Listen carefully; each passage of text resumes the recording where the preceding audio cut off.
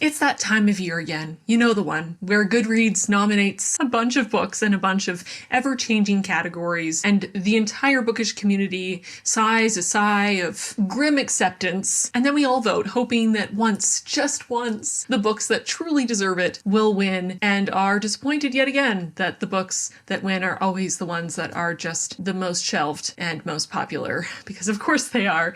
And yet, so many of us, including myself, continually come back year after year with hope in our hearts for something to change. And that's where I am again this year, folks. I am once again pulled into the orbit of the Goodreads Choice Awards. And since I had so much fun last year reading many of the horror category nominees and ranking them, rating them, sharing my reviews, I decided to do that again this year, but switch it up for fun, keep you on your toes, and pick a different genre. So this year I am going to be reading all 10 of the finalists in the sci-fi category. If you're new here, hello, welcome. My name's Elizabeth. Feel free to stay a while.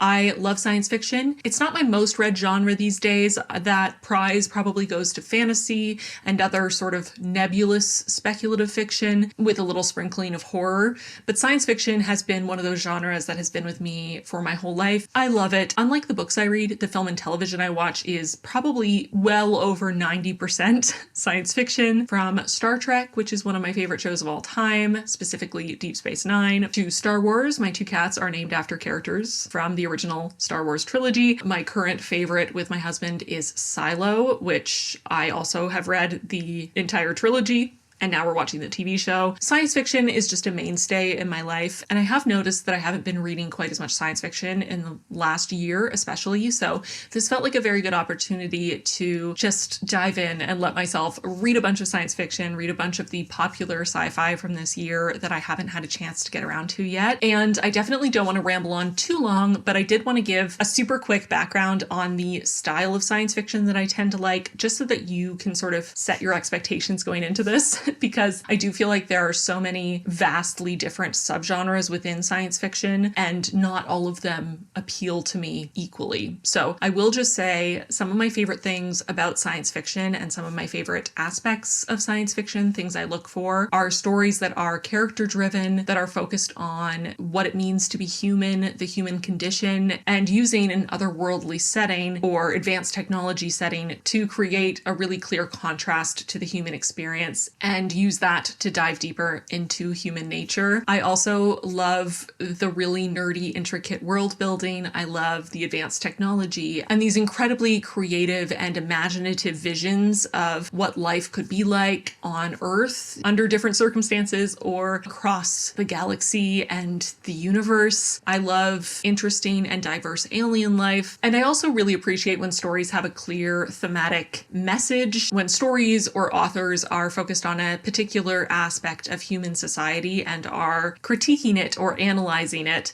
through this fictional world. I feel like science fiction has a really unique ability to interrogate some of these things, considering the expanded parameters of what is possible within the genre. So that's some background and the plan, and I'm very excited to dive in, so let's do it.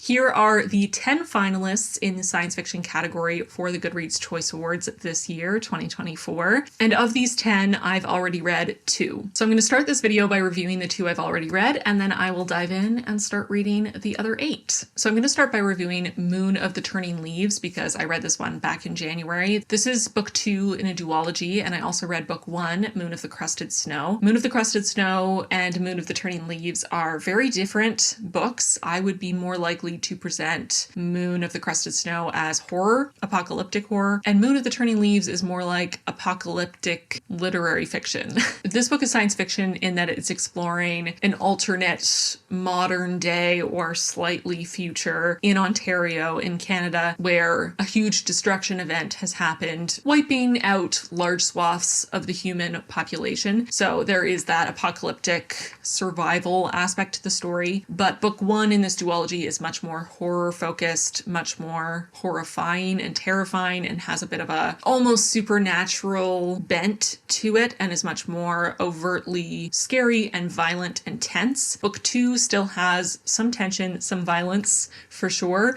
but it doesn't have that supernatural element to it. It is very much grounded in reality, if a different version of our reality. And unlike a lot of science fiction, it doesn't have any advanced technology or, other worldly life. It's very much a return to living off the land as a way to survive society's collapse, essentially. So just putting that out there before I get into it, I was drawn to this duology initially because Waubgeshig Rice is a Canadian Indigenous author, and I'd heard really good things about his work, and specifically his work with Moon of the Crusted Snow, which I loved, and I gave book 1 in this duology 4 stars. Now, when it comes to Moon of the Turning Leaves, I had very different expectations going into this book than the reality. It is very different from book 1 in so many ways, including in its overall tone. And again, I was sort of expecting this thriller, horror, supernatural, apocalyptic survival story, and it's much smaller and quieter and a lot more human and a lot more grounded in reality and thoughtful and reflective. And there's nothing wrong with any of those things. Actually, all those things are great. And they're things that I loved about this book specifically, but it took me a while to acclimatize to the difference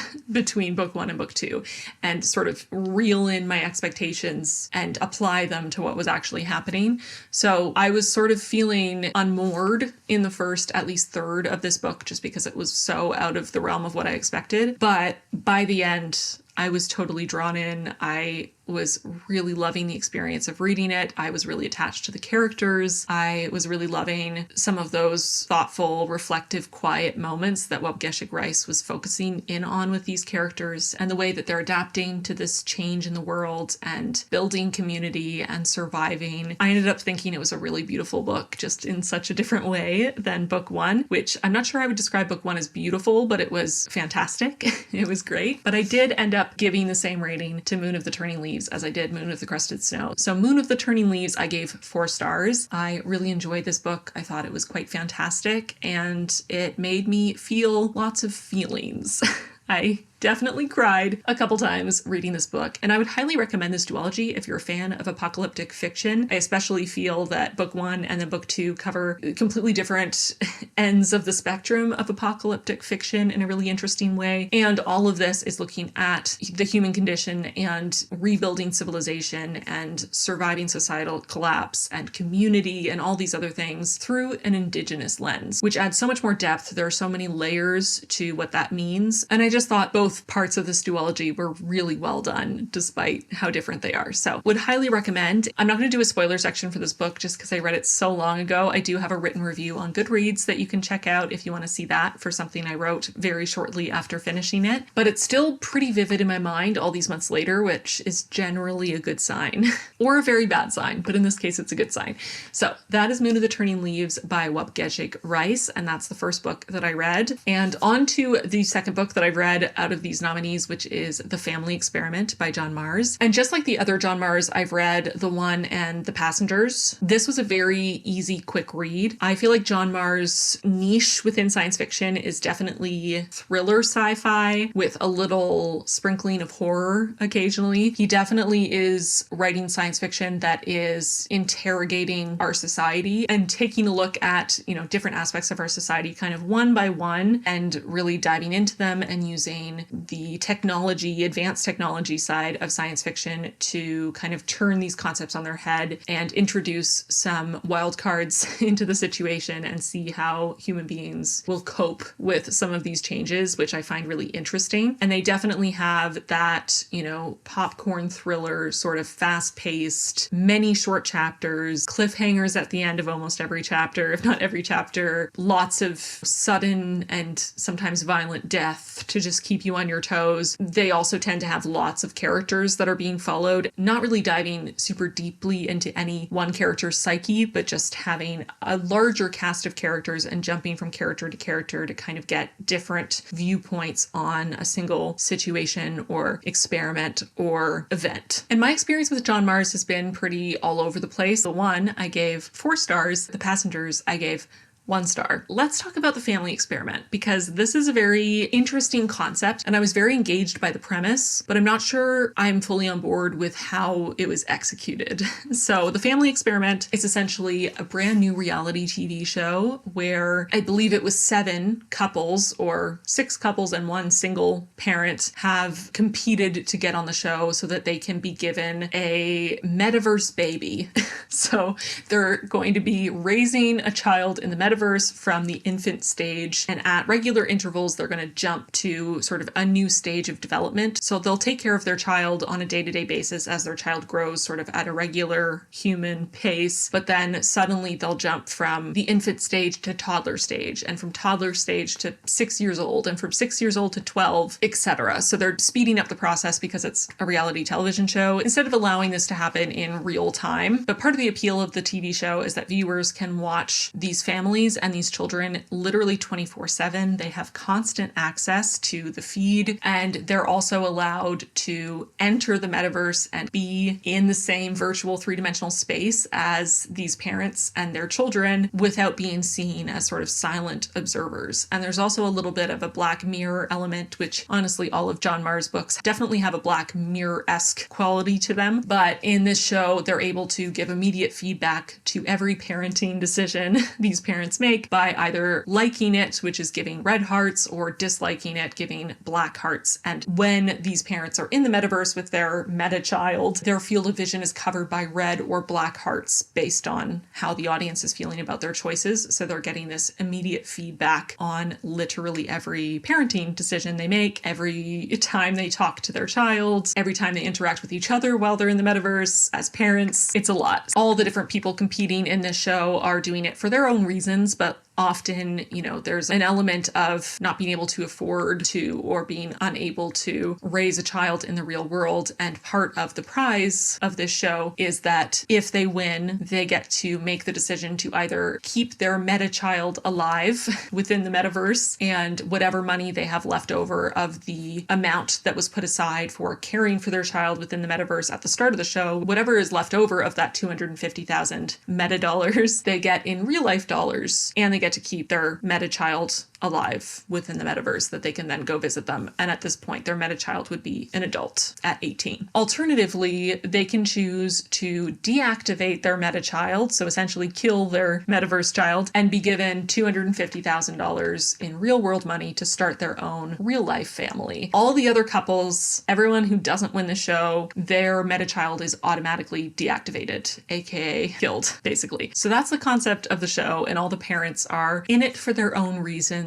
and they all have their own deep, dark secrets that are going to be slowly revealed as the story goes on. And again, I was really interested in this concept. I thought it was an interesting one, this idea of a reality show based on parenting, which we have in the real world, but parenting these AI meta children, but also this 24/7 constant surveillance, constant instant feedback, and then also this sort of twisted morality of getting these parents invested in their children and requiring them to raise these meta children as if they were real in every possible way. To win the show, they have to genuinely, or at least act like they genuinely love these children and go through the day-to-day with them and parent them to the best of their ability and prove that they are worthy parents to this audience that is watching them at all times from every possible angle. But in the end, there's this choice of, is this child real enough for us? Is this child going to fill the void for us? Are we going to keep this child activated? Or are we going to take the bigger monetary windfall and start a real life family? Is a real child we don't know yet more valuable to us than the child we've spent all this time raising, who only exists in the metaverse in virtual reality and is run by AI? So you'd think I'd love this book because it really is diving into the human condition and what makes us human. And that's something that I really love.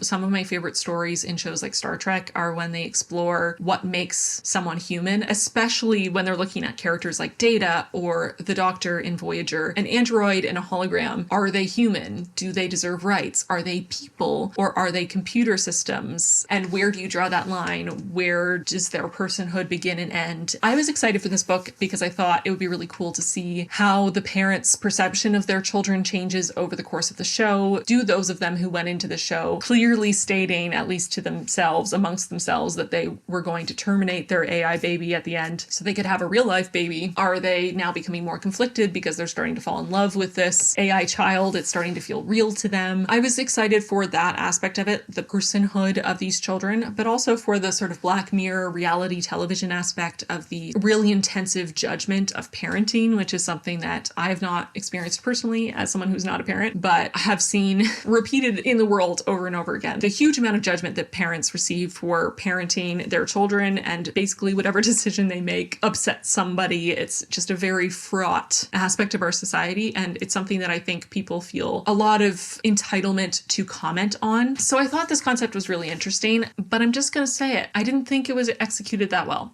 Super easy to read, yes. Exciting and thrilling, yes. Shocking, especially when it comes to child abuse. Whether you consider it real child abuse when the child in question is only existing in the metaverse, that's up to you, but there are some scenes that are very upsetting to read. Whether the children are real or not, just based on the concept of the show going into it, you know that all but one of these AI children are going to be deactivated, as in killed. So there's a lot of child death, again, even if the death is of a virtual child. If that's something you're sensitive to, I would not recommend picking up this book. There's also abuse of real life, flesh and blood human beings, including children, which I'm not going to get into for spoiler reasons, except for in the spoiler section, but just be aware going into this, there's a lot of child abuse and there's a lot of child death, and it's rough. Similarly to the other two books I've read by John Marrs, there are so many characters, and really diving deep into any one character's mind is not something that he seems interested in. That was a huge detriment to my enjoyment of the story, because we didn't really get to know any of these individual parents or children on a level where we could really dive into their feelings about each other and their feelings about what it means to be human and alive, what family means, what makes a real family, what makes someone real, all of those things that were the most intriguing to me when I read the blurb. And many of the parents I felt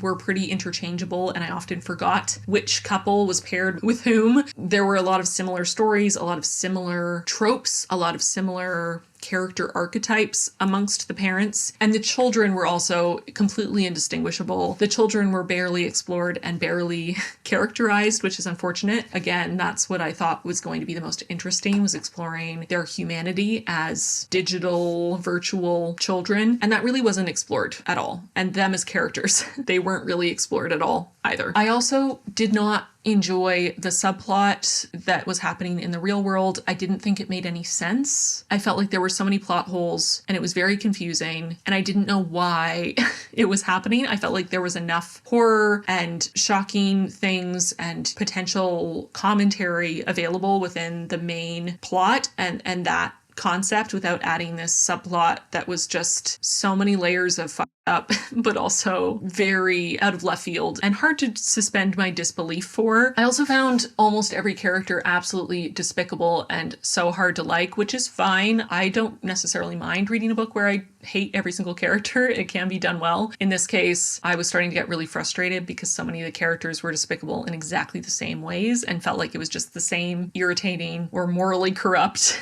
character copy and pasted across several characters throughout the book. And I had to just continue to read about them over and over again in different fonts, which was not particularly exciting or interesting to me personally. I didn't like how some of the characters were treated, especially one specific child. I didn't enjoy how much of this book was using child abuse and child death and child neglect as the shocking thriller element. I am pretty sensitive, I would say, to child abuse in the books I read, and unless there is a very, very clear reason why it exists and it's handled with a lot of care and thoughtfulness, I tend to find it pretty distasteful. And in this book, I didn't feel it was handled with care. There were some weird moments, including a moment that felt like it was a parent sexualizing their own 12-year-old child on the show, which was creepy and unnecessary and also didn't seem to exist for any particular reason. The main plot was relatively predictable and had many twists just to be twisty as possible and kind of throw you off the scent. And then the subplot made so little sense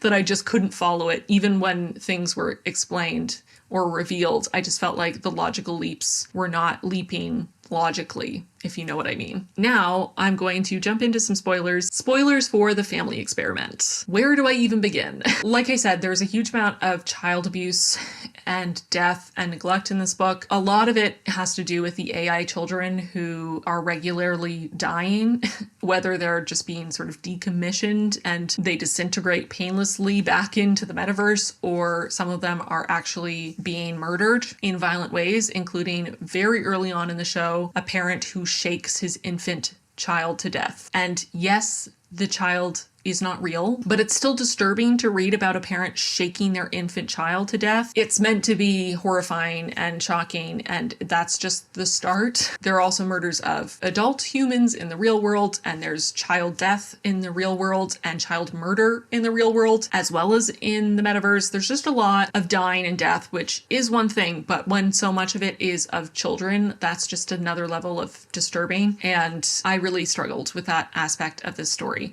But on top of that, not only is there murder of children within and without of the metaverse, there's also a real life child of one of these couples that they are pretending doesn't exist and have locked in the basement and is experiencing a huge amount of abuse and neglect, which is really hard to read about. And this character, Izzy, is the most explored, the most developed of all the children, which is interesting because she is one of the few real life children we follow in this story, and she gets significantly more development than the AI children. Was that intentional? Was that trying to prove a point about what makes someone human? I don't know. We didn't get into that. Not only do we read about her parents neglecting and abusing her for the entire book, as soon as we learn about her, but we also get a lot of what feels like very stigmatizing discussion of her supposed personality disorder. And I don't know that her parents are reliable narrators for a lot of reasons, but the claim is that she is a psychopath, essentially, or a sociopath, and that she's basically evil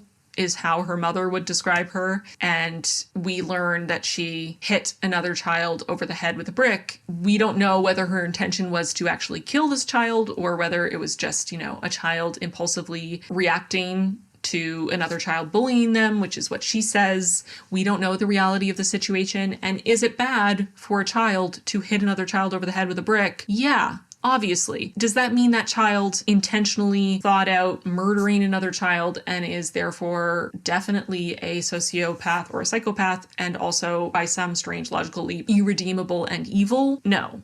No, that's not what that means. And we also learn later on that she didn't even actually murder this child. The child was injured but alive when she left, and her father, who had been following them, is the one who ended up finishing off this child and made sure the child was dead. So she didn't even murder this child, but she's now been locked up in their basement under high surveillance with no other human connection other than them, no real schooling, very little, if any, access to the outside, etc., for years and years and years, which just feels incredibly abusive to me personally. I felt like the author was using this idea of her being a psycho or sociopath as free range to portray her as this hyper-intelligent, Machiavellian, evil demon child, again, for like the thrilling shock factor of it all. And I just felt like, again, not only was there not enough evidence for me to actually believe that this child even has the personality disorders that her parents are claiming, but also, even if she did, having a personality disorder doesn't mean that you are evil. It really rubbed me the wrong way, the way that she was portrayed as a character. And I found her situation really sad and really hard to read about. So there's that. I also really hated the subplot. The subplot is basically that because it has become really hard to afford to live, especially with the way that AI has developed and AI sort of taking over a bunch of people's jobs, that they can't afford to raise their kids anymore. So they're essentially selling their children. And in their mind, they're selling them to be adopted somewhere else and have a better life. But really, this is human trafficking, child trafficking, where kids are being sold and then brought overseas in really dangerous conditions. And many of them die on the journey. And then they're essentially locked up and provide child labor and are tortured, and that's their life until either they die or a very small percentage of them are allowed to leave. That whole plotline I found really hard to follow and to understand the relevance. And I'm not saying that child trafficking doesn't exist and that people selling their children for money doesn't exist. I realize it does. Child labor exists. I understand that. In this case, the child labor was specifically to train AI for the metaverse, and they had two different camps of children who were supposed to impart all their positive experiences to AI, and then another group of children who were essentially tortured so that they could provide all the negative experiences for AI. And I just, first of all, segregating them like that doesn't make any sense to me, but also I don't understand how the children who are in the positive experiences camp are even going to be having positive experiences when they're trapped in this facility and constantly fearing being sent out the wrong door where they assume they will die. Or at least never see any of their friends again. They've been separated from their families. Some of them don't remember anything about their previous family, and some of them do and are devastated. I don't know how these kids are having positive experiences and that they're sharing them with the AI in the first place. It feels so contrived and odd, and I also don't understand why AI would need to be trained in this way. Maybe I don't know enough about AI, but it just feels odd and unnecessary. That whole subplot was very strange, and then it turned into one of the children from those child labor AI training camps was the single father on the show, and the whole reason he was on the show is because he was part of this rebellion of other fellow former child labor AI training kids who are trying to fight back against the system and destroy the metaverse, or at least free all the children who are being tortured, which, you know, cool, yes, free the children, but the whole plot just didn't make a lot of sense. And I really didn't like the character who was meant to, I guess, be the hero, because he is the parent who his 12-year-old AI child for having developing as a 12-year-old, which was really weird and creepy to read, and I don't know why it needed to happen. There was an opportunity there to portray a single dad as someone who can just actually be a good parent and not have nefarious reasons to want to be a parent and to be in their child's life. There was a lot to this that I just felt confused about what the author was trying to say, and I don't have to know immediately what the author is getting at with every single tiny thing, but there were just so many things thrown in there that I feel were thrown in for shock, and that's it, without really having a message, and that bugs me. I find that really annoying, especially when the shock is children being abused and neglected and trafficked and murdered, you know? So that's it for spoilers, and that's it for the family experiment. So I'm giving the family experiment 1 star. There are so many things about this that I did not like. It was easily readable and had an interesting concept, and that's about it for the positives. Everything about how it was handled was bad, in my opinion. So that's the family experiment, and those are the only 2 books I've read so far of the 10 finalists. So I'm now gonna go off and read some more. I just got my library holds in for both Orbital and The Mercy of Gods, which seem like 2 very different types of sci-fi, so I think I'm going to read them kind of as a pairing and alternate depending on what mood I'm in. So I'm gonna go off and read those 2 while I have them from the library, and then when I finish them, I'll be back to share my thoughts.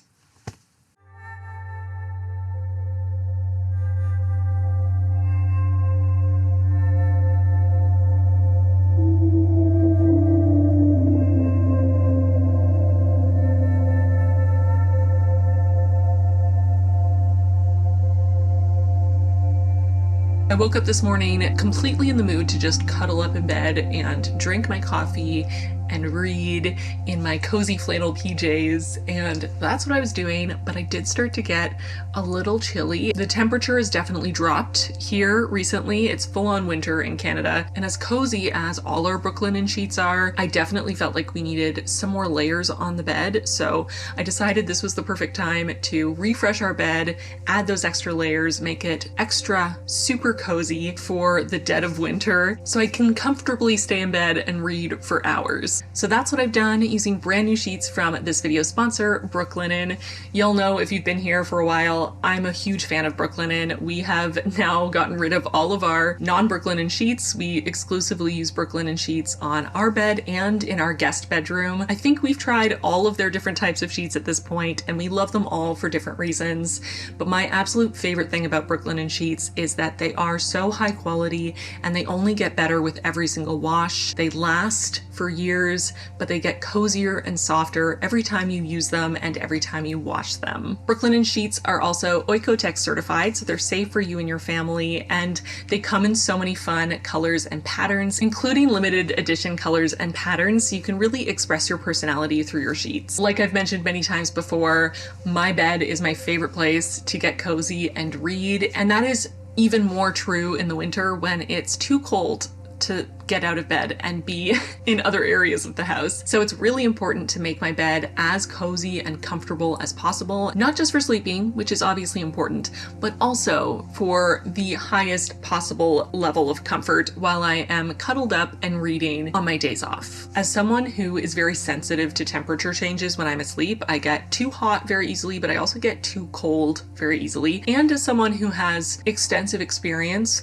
with trying to be comfortable sleeping in very cold nights through the winter as a lifelong Canadian, I have definitely cracked the code on a cozy bed situation through the winter, and the code is layering. The more layers you can have on your bed, the more adjustable your whole sleeping situation is, and the easier it is to accommodate your changing needs throughout the night and also throughout the season. So for this winter bed setup, I wanted to start with a really classic base. So I'm using the Luxe Sateen sheets in the classic crisp fresh white. These are really versatile sheets. They work year round. They're smooth and luxurious. They're also breathable, which is super important. Like I said, being cozy in the winter in cold weather is all about layering. So after we had our fitted and flat sheet on the bed, it was time to add a bed blanket. And these are lighter weight blankets that cover the entire bed, but they tend to be lighter and breathable, so they're not going to make you overheat at night. This is the Dreamweave waffle bed blanket, and it's beautifully light and textured and airy and breathable. It's a really great middle layer on your bed between your sheets and your duvet. And I decided to go with this beautiful neutral tone. This is Pebble. This nice neutral tan can really work with any of the many colors and patterns of sheets that we've collected from Brooklinen. And because a bed blanket is such a staple, especially through the winter months, I really wanted it to kind of go with anything. Now that we have our base layer of sheets and our bed blanket, it's time for the duvet. And I'm super excited to try a Brooklinen comforter for the first time. We decided to grab their ultra warm down alternative comforter, and already just taking it out of the package, I was so excited about this. It is incredibly fluffy. It really feels like a cloud, which is exactly what you want a duvet to feel like, especially in the winter in a cold country. This is a microfiber hypoallergenic comforter that really mimics the feeling of down. Of course, to complete the look of the bed, I wanted to add a little bit of color, add a little bit of something fun.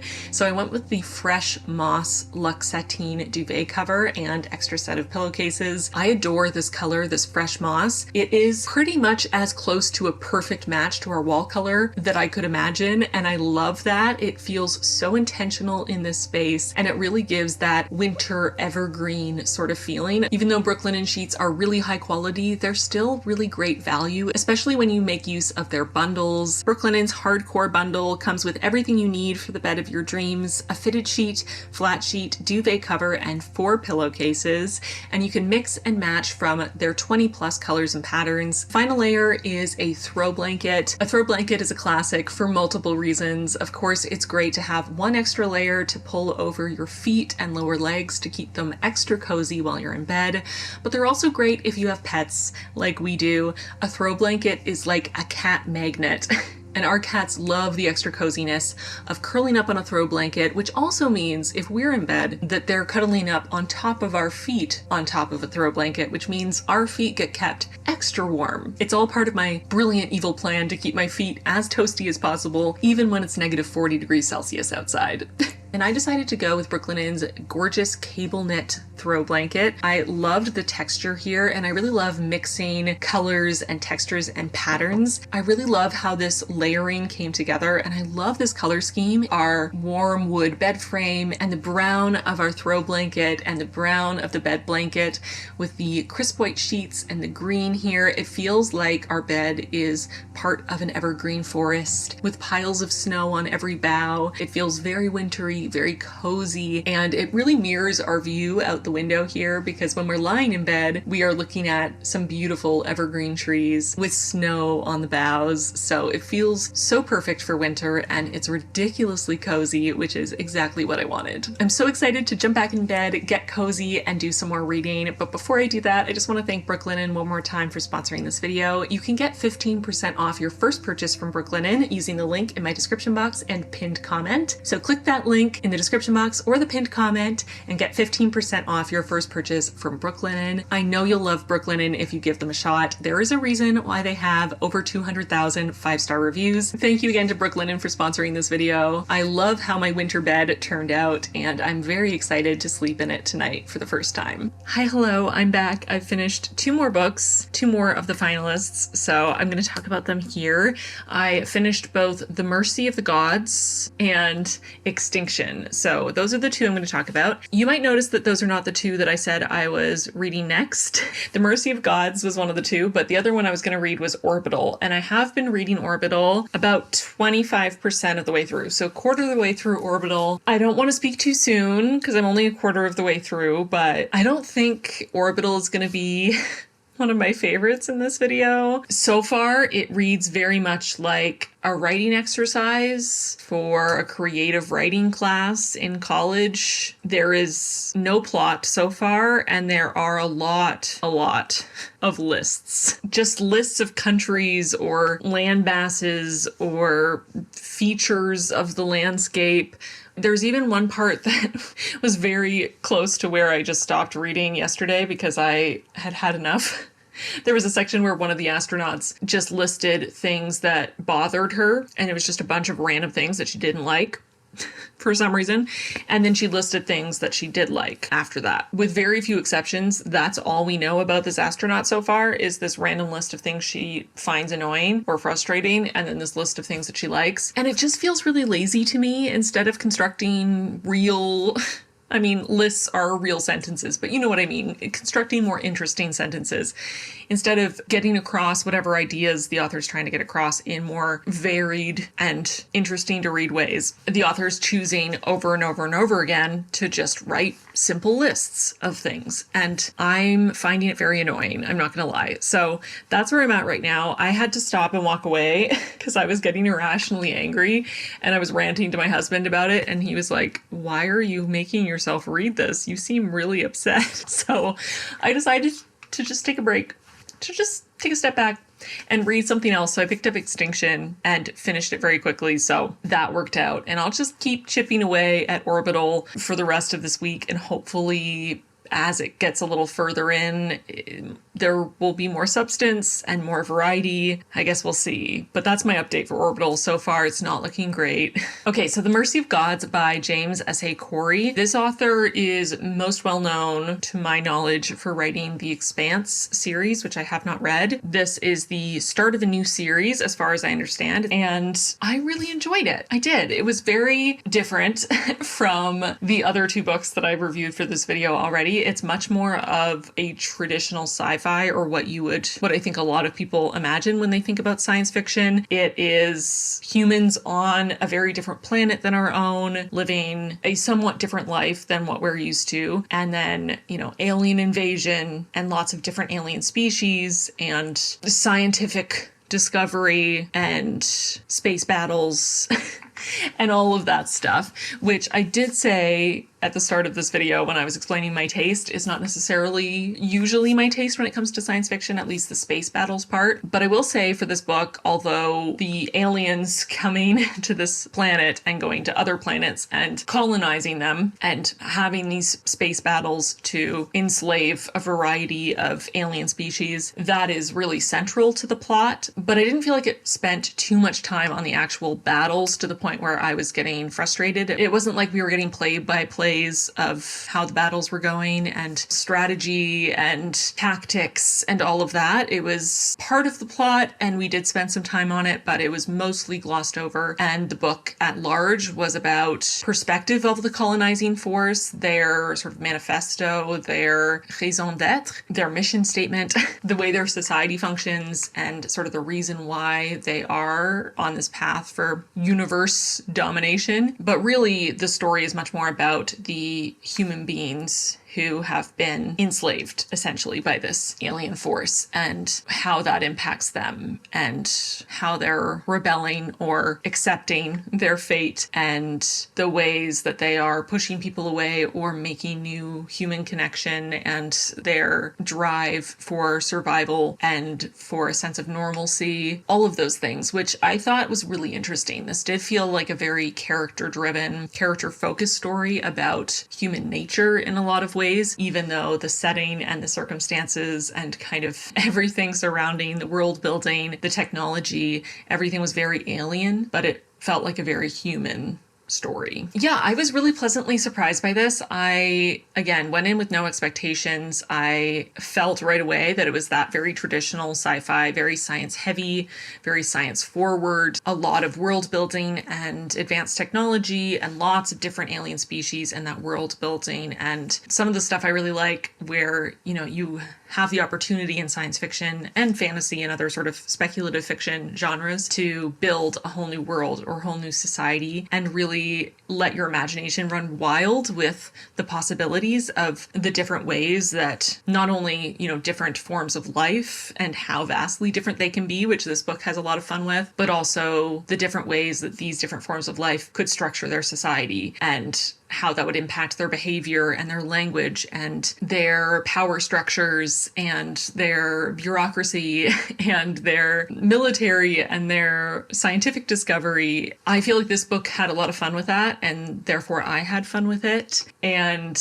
while there were a couple characters that I found a little underdeveloped, I will say there are a lot of different characters, a lot of different human characters to follow, and I did get a bit confused, especially in the first half. A lot of the characters have similar-ish names or are referred to by their last name sometimes and their first name sometimes, and it's not always easy to remember who's who. So it did take me a long time to start to really figure out who everyone was. So that added a bit to the confusion, and I did feel like there were some characters who were pretty prominent in the story that didn't get nearly as much development as I personally would love, as someone who loves deep, extensive, over-the-top character development. But I did really like our protagonist, David, like David, but with an F and a Y. I found his arc really interesting. He had a really extensive transformation, evolution from beginning to end of the book, and I found that really fascinating to watch. He sort of came into his own in a really interesting way, and some of his skills that were undervalued in the beginning of the book became invaluable by the end, and I just found him as a character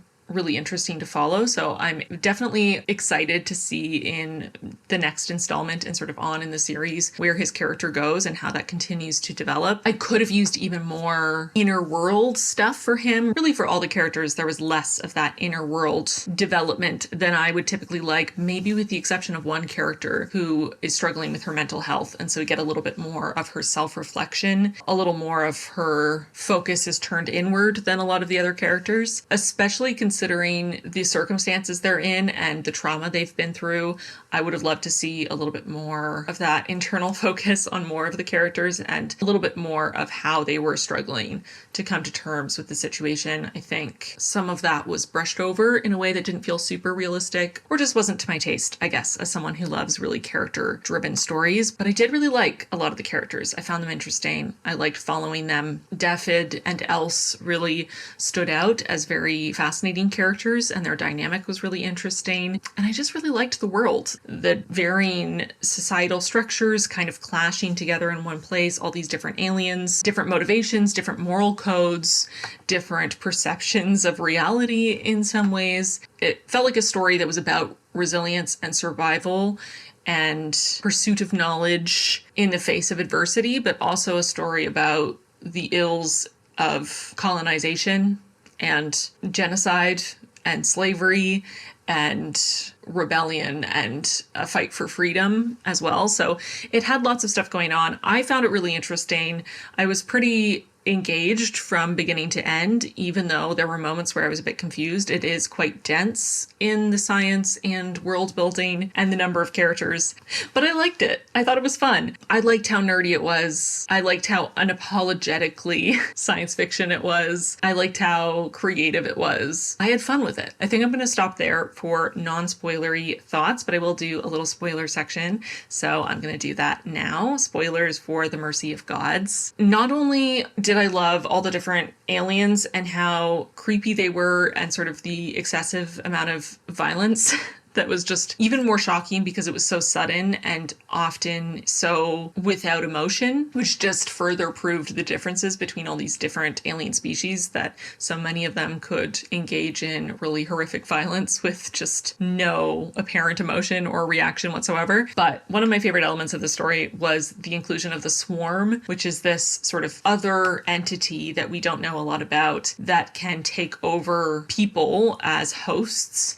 and live in them and sort of control them. And the host is still present, but sort of in the background. They're able to observe what's happening. They're able to share their sort of thoughts and feelings, kind of comment on what the swarm is doing with their body and with their life, but they're no longer driving the bus. And then eventually it's not exactly clear. It seems like over time they sort of start to lose themselves and they will kind of die away. But certainly what can happen is the swarm can go to a new host, and when they do that, the old host dies. So that was very interesting, and to kind of see the swarm come in right near the beginning before really anything else happens and just gives you a sense of unease. The swarm ends up taking over Else's body, and Else is one of the main characters. She's part of this main research group, and she's romantically involved with Daphid, our protagonist. And from the first time they kiss, from before this alien race invades their planet, she has been taken over by the swarm. So his whole relationship with her is actually a relationship with this other alien entity that is like a parasite taking over her body. And I just found that really interesting. I found that character, the swarm itself, really fascinating. I think that was the most interesting character to me. They had a different perspective than the human characters, and they were kind of slowly becoming more and more human themselves, kind of taking on more and more traits of their hosts, while still having their own sort of separate perspective and having separate motivations for what they're doing, and a different driving force for this rebellion. I am sad that Else died because I also found her interesting, and I kind of wanted the swarm to stay in her body because I liked the character of Else, even though I realized most of what we got of Else in this book was her as the swarm, so it wasn't really her. And I am curious to see if the swarm will try to rekindle its romantic relationship with Daphid, even though now the swarm is no longer in Else's body. The swarm is in the brother of one of his research companions' bodies. You know, not only the fact that it's just a completely different body than the one he sort of fell in love with and was attached to, but also the change of gender, and also the element where the swarm is sort of daydreaming about Daphid, and the swarm's former hosts in the back of the swarm's mind are saying, you know, he's never going to be with you again. He's going to hate you forever because you killed Else and he loved Else, or he thought he was in love with Else. Like, he'll never forgive you. So I think that adds a really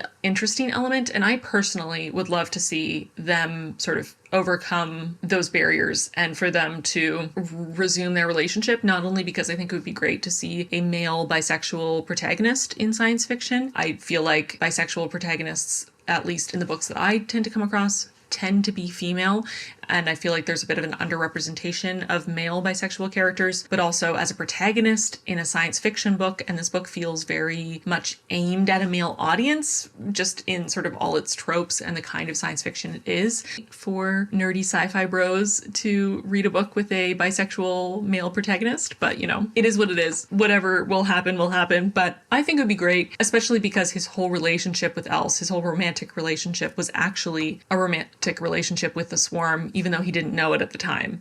So really he fell in love with the version of Else that was controlled by the swarm. So maybe they're soulmates. I don't know. That's just my 2 cents. But the only other thing I will say in spoilers is I'm not sure I love how mental illness was portrayed in this book. I don't think there's anything inherently super harmful about it necessarily. And it's not ever explicitly named what mental illness this particular character is suffering from. I think from context clues, we can assume that she is suffering from pretty severe clinical depression and suicidality as kind of part of that. But the way she talks about it and the way other characters refer to it, especially her brother, it feels like maybe there's something else going on, but it's never super clear exactly what mental illness she's struggling with. And while, yes, I think it's very common for people who struggle with their mental health, me included, we can sometimes be very self-deprecating and make lots of jokes, especially with our loved ones, sort of at our own expense, or we can be really hard on ourselves within our own minds about how broken we feel our brains are. I guess one of the things that I didn't love is that she went from really struggling with her mental health when she had run out of medication and was worried that she wouldn't survive this really traumatic situation that she's in, that I think any of them could struggle with suicidal ideation in the situation they're in, let alone someone who had a history of clinical depression and suicidal ideation. But as soon as she was given the new version of medication that they were able to synthesize for her, she became incredibly violent and sort of seemed to enjoy violence and retaliation against these other species, and just she seemed to sort of shut down emotionally. And I don't know if that's going to be sort of picked up as a thread in the following books, where it's revealed that this medication that they've synthesized actually isn't a very good replacement for the medication she was on before and is not actually helping her, or that, you know, the fact that it's made her no longer be sad, but it's made her incredibly angry and violent instead is not necessarily a good thing. I don't know. But I think there was something there where, you know, she was the only character seemingly, for the most part, that's a generalization. Other characters were struggling with the situation they were in, but there was very little exploration of how trauma would be impacting all of these characters in this situation, and they would all be likely dealing with depression, and probably many of them with suicidality, and they would all be not mentally well. She is the one who is completely falling apart and broken in this situation because she doesn't have her medication anymore, whereas everyone else is just totally fine, high functioning, continuing to be relatively well adjusted as they witness their planet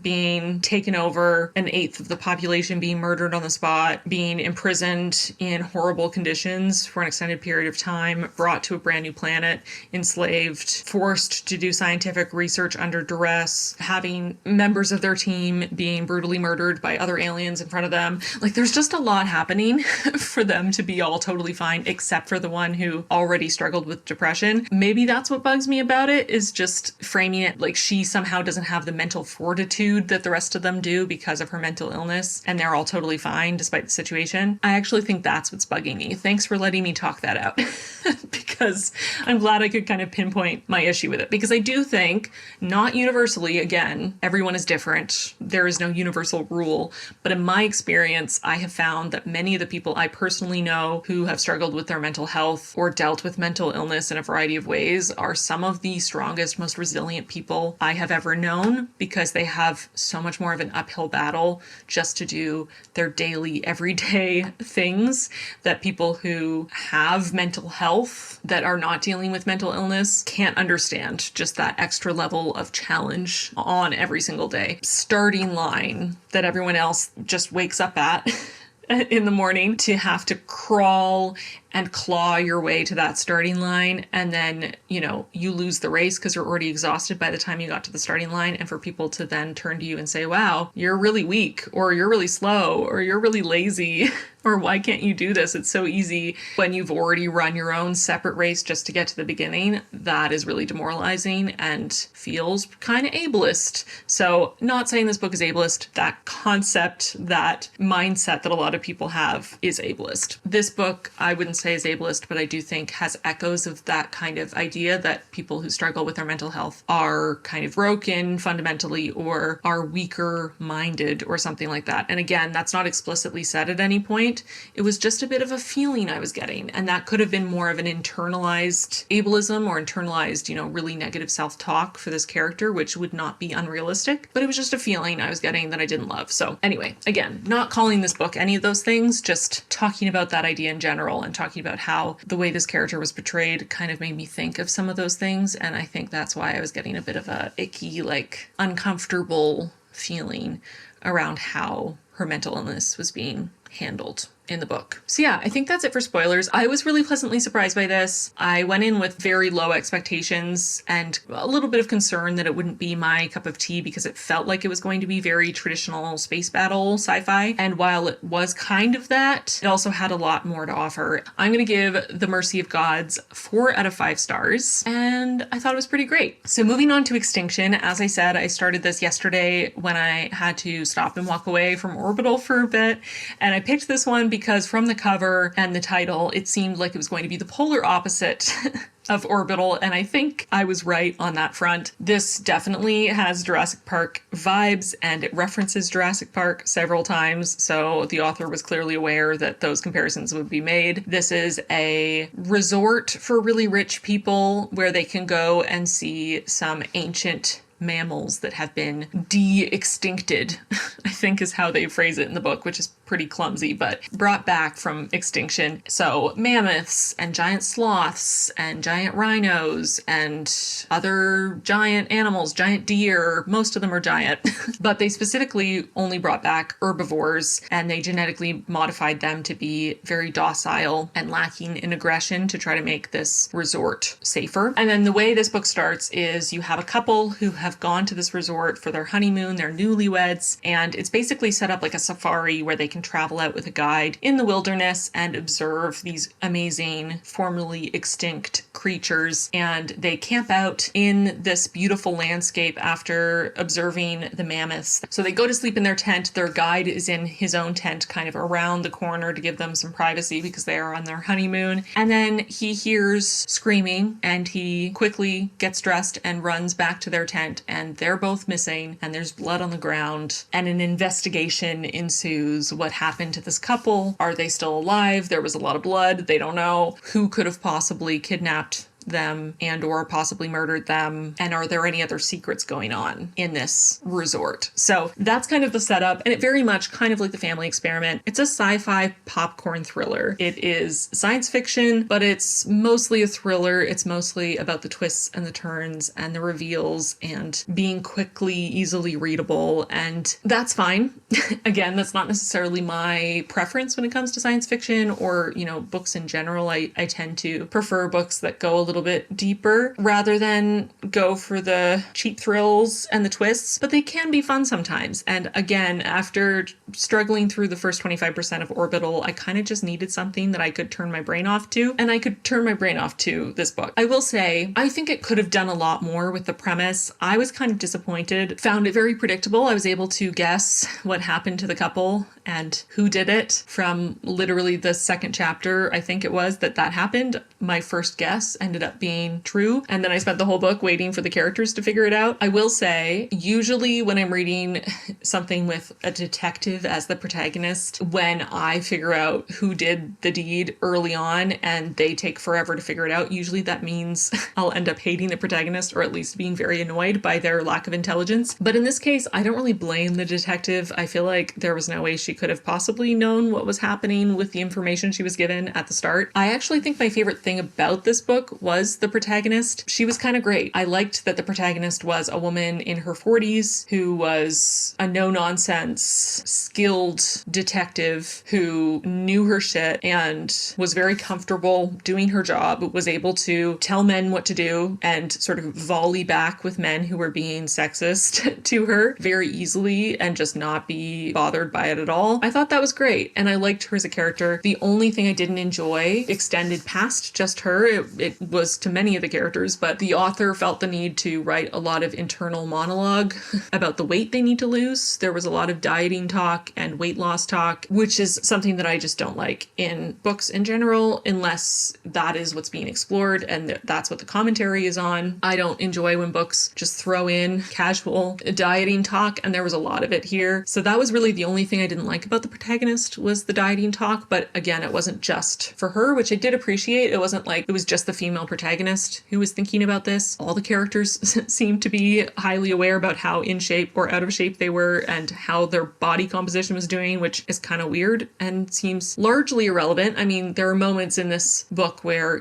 being physically fit is helpful because of the situation they're in, but there were just moments where it felt like the author had a weird fixation on having to describe everyone being really aware of their body composition in a way that felt off topic to what they should be focusing on, which is like increasingly intense and terrifying life and death situations. But I did really like her. I thought she was badass and kind of great. And I liked that she was an older protagonist and not a traditionally feminine protagonist. She wasn't trying to be beautiful or sexually attractive or trying to appeal to men in that way. She was just existing as a human being who had a job to do and doing it to the best of her ability and being kind of great. So I liked her. And I also liked the sheriff. I thought he was fun. And I did have an inkling early on that the author might try to spark up a little romance between them. And I'm not going to say whether the author did or not. I'll mention that in the spoiler section, talk about it there. But I wasn't against the idea because I thought they were both kind of cute. They both said they were divorced. I think they were both in their 40s. And I just kind of liked both of them. They supported each other. They worked well together. He pretty quickly accepted her for who she was and didn't put all these expectations on her as a woman in a non-traditionally feminine job. And they respected each other and helped each other out. And I liked that. The sheriff was talking about his childhood and mentioned that he had a horse named Chewbacca. That's another reason why I liked the sheriff, because one of my two cats is named after Chewbacca, Chewie. So that is a plus in my book. But the rest of it did feel like a bit of a missed opportunity. I can't talk about most of it without it being spoilers because this is so much about the twists and turns and reveals. But like I said, I guessed the main reveal very early on, and then it took a long time for us to get there. And then once we got there, I felt like it was underdeveloped, which was a bit of a letdown. And there were just so many other potentially interesting and possibly thrilling or horrifying elements to the story that were kind of left alone and ignored. There was just very little actual science in this book or even attempts to give us some technobabble. It was very loosey-goosey on the science front, and there were just some sort of half-assed elements that felt like they were shoehorned in there just to make things a little more shocking or a little more evil. And I don't know, I just feel like it could have been something really cool and really interesting, but it needed more science, more thoughtfulness, deeper exploration, fewer random extraneous elements, and just focusing in on the main elements and really making them more meaningful and tying them in more to some larger themes and commentary. There were a couple moments that felt like they were grasping at commentary and themes, but it was more like one character giving a 4-sentence monologue about their manifesto and what they believe, and then that's it. That's the whole coverage of that theme for the book. And that's just not really the kind of thematic exploration that I'm personally looking for in the books I read. Again, easy to read, kind of, entertaining. I liked the protagonist, and even though I guessed what was happening early on, I was interested to see how it would kind of come together and how they would figure it out. But I did find the ending pretty disappointing, I'm not gonna lie. So I think that's all I can say without spoiling things. So spoilers for Extinction. Like I said, I guessed right as it happened when they were kidnapped and possibly murdered. I immediately said, okay, they definitely also de-extincted. I still think that's such a clumsy way to put that, but anyway, brought back some sort of form of ancient human as well as ancient mammals of other kinds. Seemed pretty obvious to me. It took them forever to reveal that they did in fact bring back Neanderthals. So, good for me. Pat on the back. I felt like that was pretty obvious. Again, it took the characters forever to figure that out, but I don't really think it would be fair to expect them to figure it out really any earlier than they did. But I just feel like, there are so many layers to this. Not only do they have this park or this resort for rich people to go and see these de-extincted animals. I hate that word. But that's really just a front, because the real business is genetically modifying these rich people's babies or unborn babies with Neanderthal DNA, but not telling them it's Neanderthal DNA to make their babies smarter and faster and stronger. And each baby that is genetically modified is a $12 million fee. So I'm sure they have a huge clientele. And they brought back the Neanderthals so they could use their DNA to do eugenics, I guess. I don't know. Really weird and fine, I guess. I just felt like that was sort of random. I kind of wish that the Neanderthals were brought back just because they could be brought back, which was a point that was mentioned by the protagonist Cash at one point, where she said, one of the problems with science is if something can be done, it will be done, without necessarily wondering if it should be be done. And I think that's an interesting point to explore, and the idea of bringing back extinct animals into a world that is no longer suited for them, or they are not suited for, that has changed so much. While on the one hand, I can understand wanting to bring back animals, especially, species that we had a direct hand in causing to go extinct, to want to remedy that by bringing them back. That's not necessarily what's best for them or for the rest of the ecosystem and the rest of the animal kingdom at this point. So I kind of wish they brought back the Neanderthals just because they could, and because they had this, hubris, playing God, wanting to bring back another species of human and get to study them just because they could, and not for genetically modifying rich people's babies. I felt like that was kind of irrelevant. And I feel like the Neanderthals themselves were pretty underdeveloped because they didn't really show up on the page until so late, and we got very little interaction with them. There was one scene with a child who was getting a violin lesson, and then a couple sort of mob scenes where we really don't get to understand their inner thoughts. They're just out for blood. And then one scene right near the end with sort of their leader, where we get a little bit of an inkling of his motivations, but very few. And that's kind of where we get his manifesto and some of the thematic content, I guess, of the book, or what's meant to be the point of the book, I suppose, where this Neanderthal goes off about how human beings think they're superior to Neanderthals, but actually they are way worse because they've allowed the agricultural revolution and the industrial revolution to tether them to the land and to technology. They've become sort of tied to these resources in a way that makes them weaker and lesser than,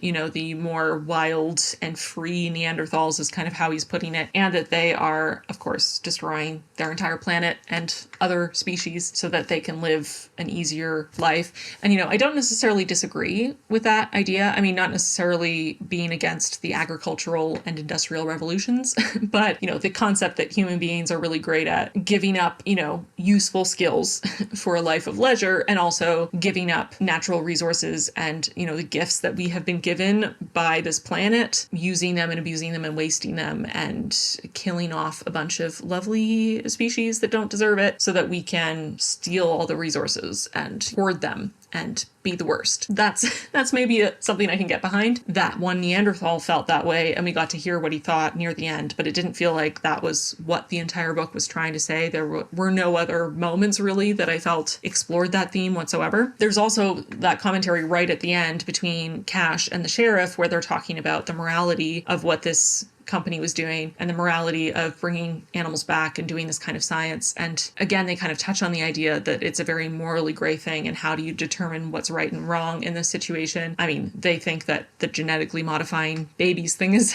definitely wrong, but in terms of bringing back extinct species, is that the right thing to do, especially if you're bringing them back just to keep them in captivity or as, zoo animals essentially in a cage, or just to be studied if they're just brought back to be subjects in an experiment? Is that ethical? Is that moral? That would have been interesting to explore to a greater degree, but we didn't. Again, it was just kind of a throwaway line at the end. Is that what the book's supposed to be about? I don't know. It didn't really feel like the book was about that. It felt like that was just tacked on at the end. So again, it just felt like there were missed opportunities. There were lots of things thrown at the wall at the expense of really exploring all these things. There's even a whole other subplot about a movie being filmed in this area, and we learn a lot about the director and the pyrotechnics expert and the lead actor for some reason, and it was just completely irrelevant. That whole side plot did not need to be there. It felt like it just took away time from all the actual interesting stuff that was happening in the main plot. So, oh yeah, and I was right about there being a romantic spark between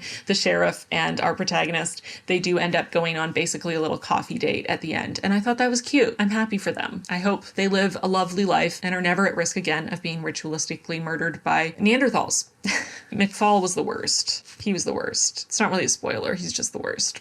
Yeah, and I feel like there could have been something, again, because I'm obsessed with this idea of what makes us human. I would love a book that brought back Neanderthals and really explores, are Neanderthals less human than we are? What makes us human as we are? Are Neanderthals just a different species of human and equally as valuable and worthy of personhood and worthy of rights and bodily autonomy and all those other things that we feel entitled to because we are human beings and we think we are at the top of the food chain? We think that we're the best, the most evolved species. what makes us so special? Are we really all that special? I think that's something that science fiction can really sort of uniquely explore. And this was such a good opportunity for that. And there was really none. Again, there were throwaway lines at the end with this Neanderthal saying, humans think they're better than us, but you're wrong.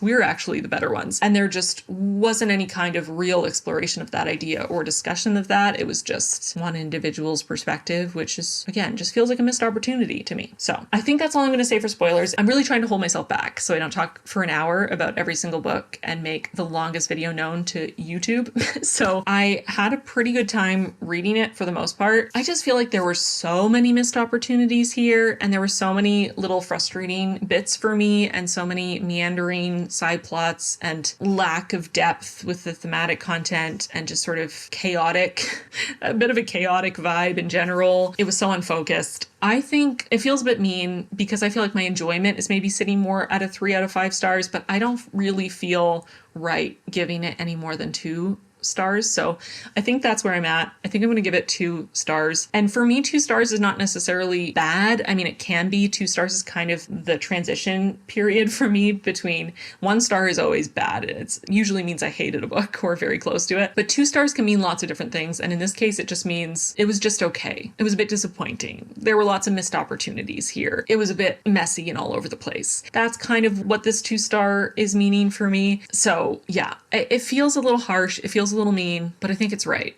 I'm just kind of sad that this wasn't a better book because the concept is really cool and interesting. Now I kind of want to write something with a similar concept. I mean, really not that similar.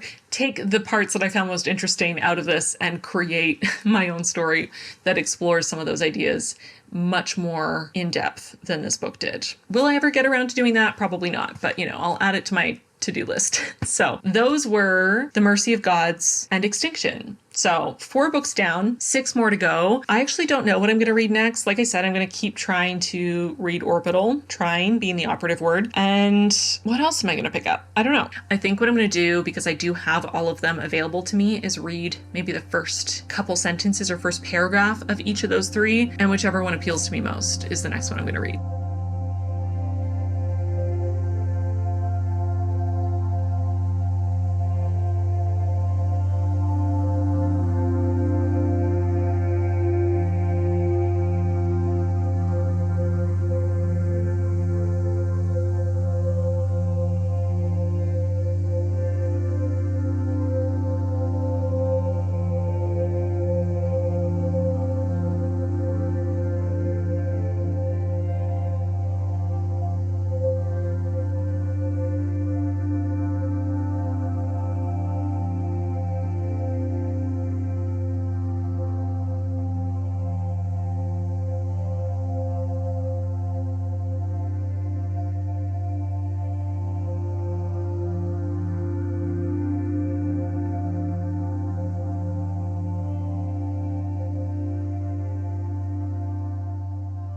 Hi, hello. I finished 2 more books, The Other Valley and Orbital. So starting with The Other Valley by Scott Alexander Howard. This is a time travel story. So we have a valley with a lake, some mountains on the edges, a town, and the valley is fenced in. Over the mountain, into the next valley over to the east, you'll enter the exact same town, the exact same valley, but 20 years in the past. And if you go to the next valley to the east, it's 20 years before that, and on, presumably to infinity. But we have not had that confirmed. And then to the west, it's the same thing, but into the future, 20 years into the future, 20 years into the future, 20 years into the future. I might have those mixed up. It might be west is the past and east is the future, but regardless, it doesn't really matter.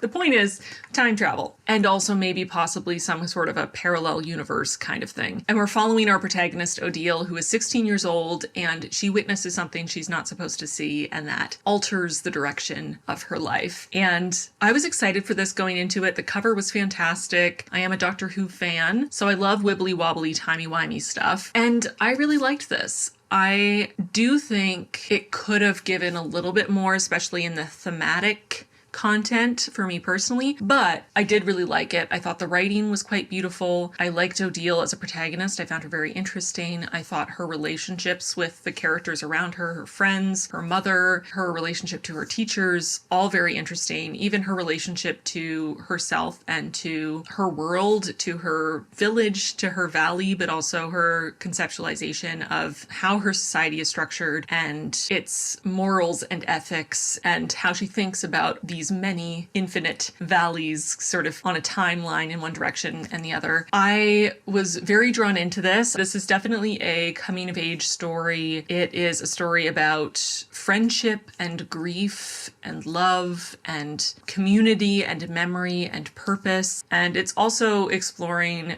ideas of sacrifice and control and analysis of maintaining the status quo societally and sort of sacrificing the individual for the greater good. But sometimes the greater good is actually just maintaining the status quo sort of arbitrarily because that feels safer than allowing things to change. I really liked the friendships here. I think that was one of my favorite things. I loved watching Odile develop these relationships with her classmates. She went from being kind of alone and quite quiet and reserved to finding her footing within this group of friends and having a different dynamic with each member of this friend group. And I really found that quite heartwarming. There's something that I just love about stories where characters kind of develop their first real true friendships. And so much of the story is about grief because there are a huge number of rules around being able to leave one valley to visit another. You essentially are never allowed to leave your own valley unless you petition to the Conseil to get special permission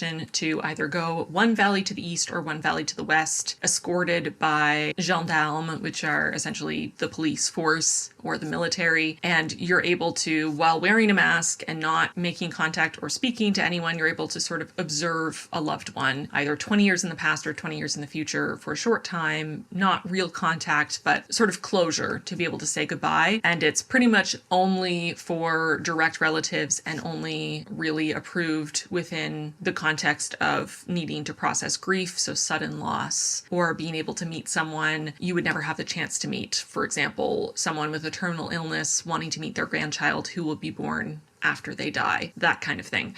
So many of the characters are dealing with grief. Much of what this story is tackling is grief. And I did find it interesting. I did like many of the explorations of grief and many of those little moments, but I did feel like it could have gone a little deeper. That's one of those areas that I would have loved even more exploration, especially for Odile herself and her own grief because she lost her father. And it was brought up pretty frequently, but it didn't feel like it really affected her on a visceral, deep level. And she goes through a second grief that affects her as an adult in her 30s in the second part of the book. And that grief also doesn't seem to impact her in as deep a way as I would have expected. Or maybe we just didn't get to see it. I would have loved a little bit more sitting in the grief, especially with a book that is so much about grief. Maybe it's just because I have been processing my own grief this year. And I've also read quite a few books that focus on grief or books that are explicitly about grief in the last year or two. And so many of them have really been willing and able to sit in the discomfort of exploring grief in a way that I didn't feel this book did. I really liked the world building. I found it very interesting. I liked that we got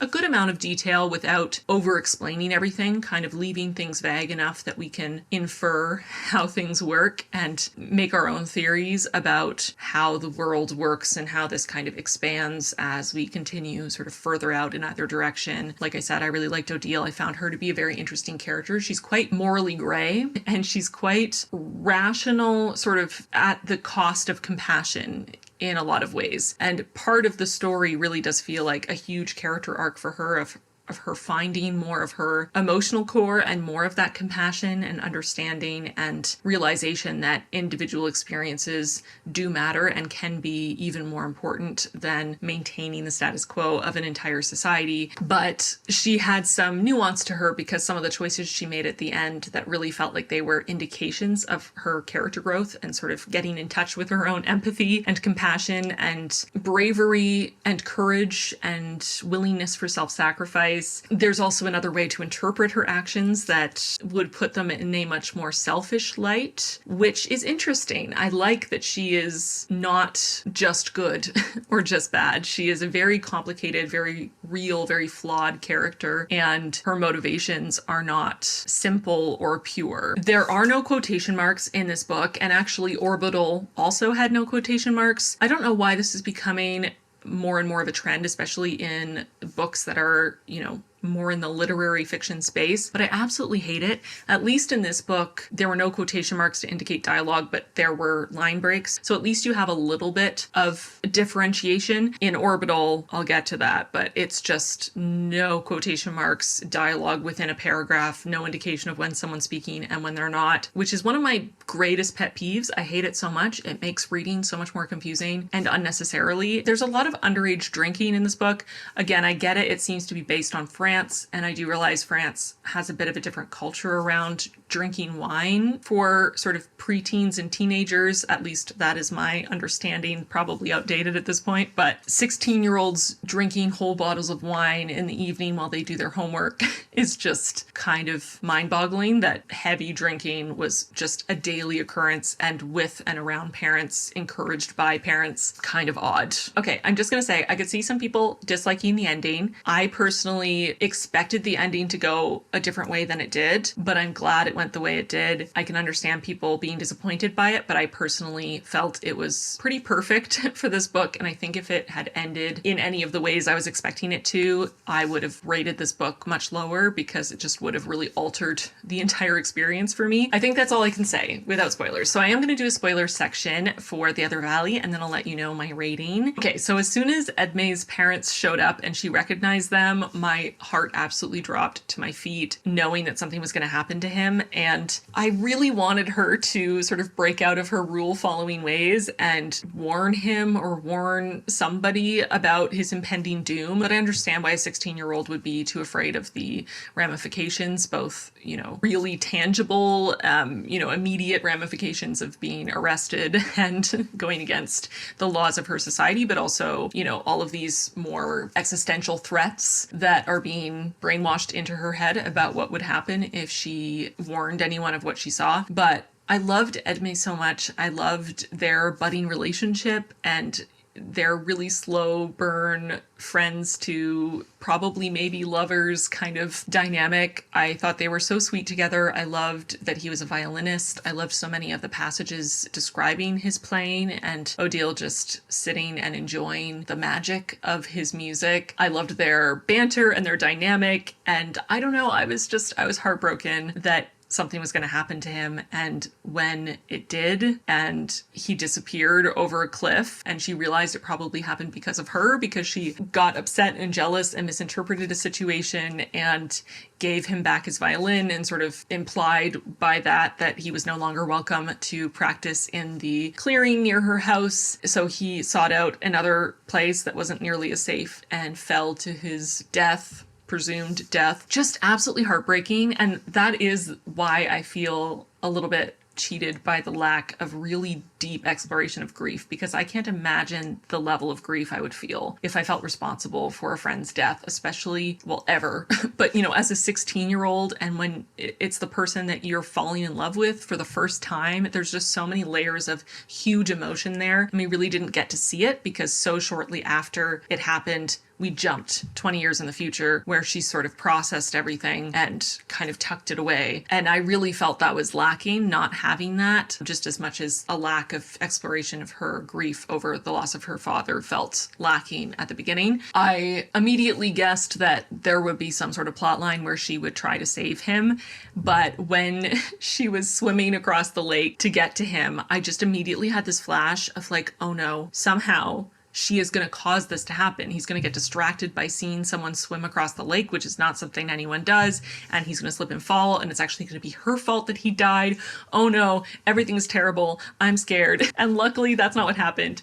And she was actually able to save him, although I did think it was kind of weird that she kissed him. I get that she never got the opportunity to kiss him as a 16-year-old, but her 36-year-old self kissing 16-year-old him, kind of weird. But I was very glad that she was able to save him. And I liked that it didn't result in her immediately blinking out of existence, and she kind of had this realization that the things she was brainwashed into believing her whole life aren't necessarily true, and they're more so methods of control to keep the population from just running around causing chaos by trying to change the past or the future to save the people they love. Again, that whole idea of sacrificing these individual people for the greater good, but the greater good is just maintaining this timeline because we've arbitrarily decided that everything that's happened has happened for a reason and is supposed to happen. And if anything changes and our lives change, then that's inherently going to be worse. Whereas there is no logic to that. Just because something exists doesn't mean it's better than all the other things that could exist inherently, just because it is what it is, you know?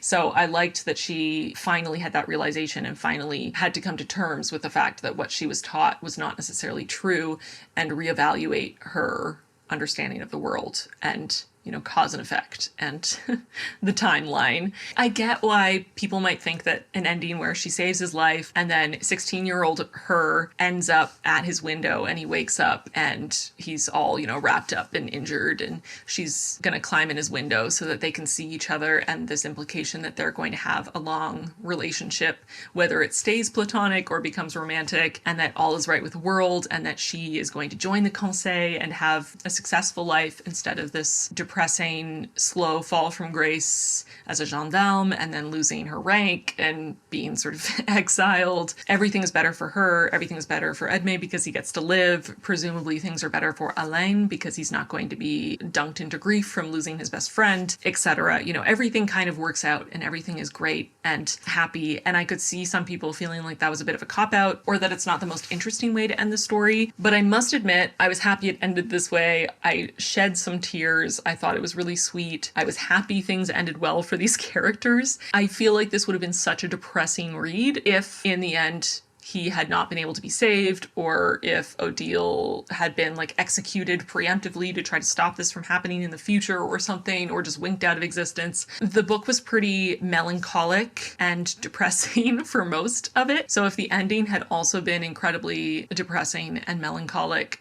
I'm not sure I would have had as many positive thoughts about the whole experience. I feel like I kind of trudged through the sadness and the despair and the slow spiral down the drain because there was a light at the end of the tunnel, and that ending was the light at the end of the tunnel. I do think it's interesting to think about Odile after experiencing this, becoming a member of the Conseil. Would she change or attempt to change the culture of her society? Would she just go right back to looking at things in a very rational, logical, sacrifice the needs of the few for the needs of the many kind of outlook, cold and calculating? Or has this experience changed her for the more compassionate? Those are my spoilery thoughts on The Other Valley. I also feel like the author did a great job of portraying how it feels to be a 16-year-old girl feeling kind of uncomfortable in your own skin and wanting so badly to belong, and you know, being in that time of life where you're really figuring out your own identity. That is that coming of age time where you're kind of figuring out what your values are and who you are and what you care about and how you want to present yourself and who you want to align yourself with. And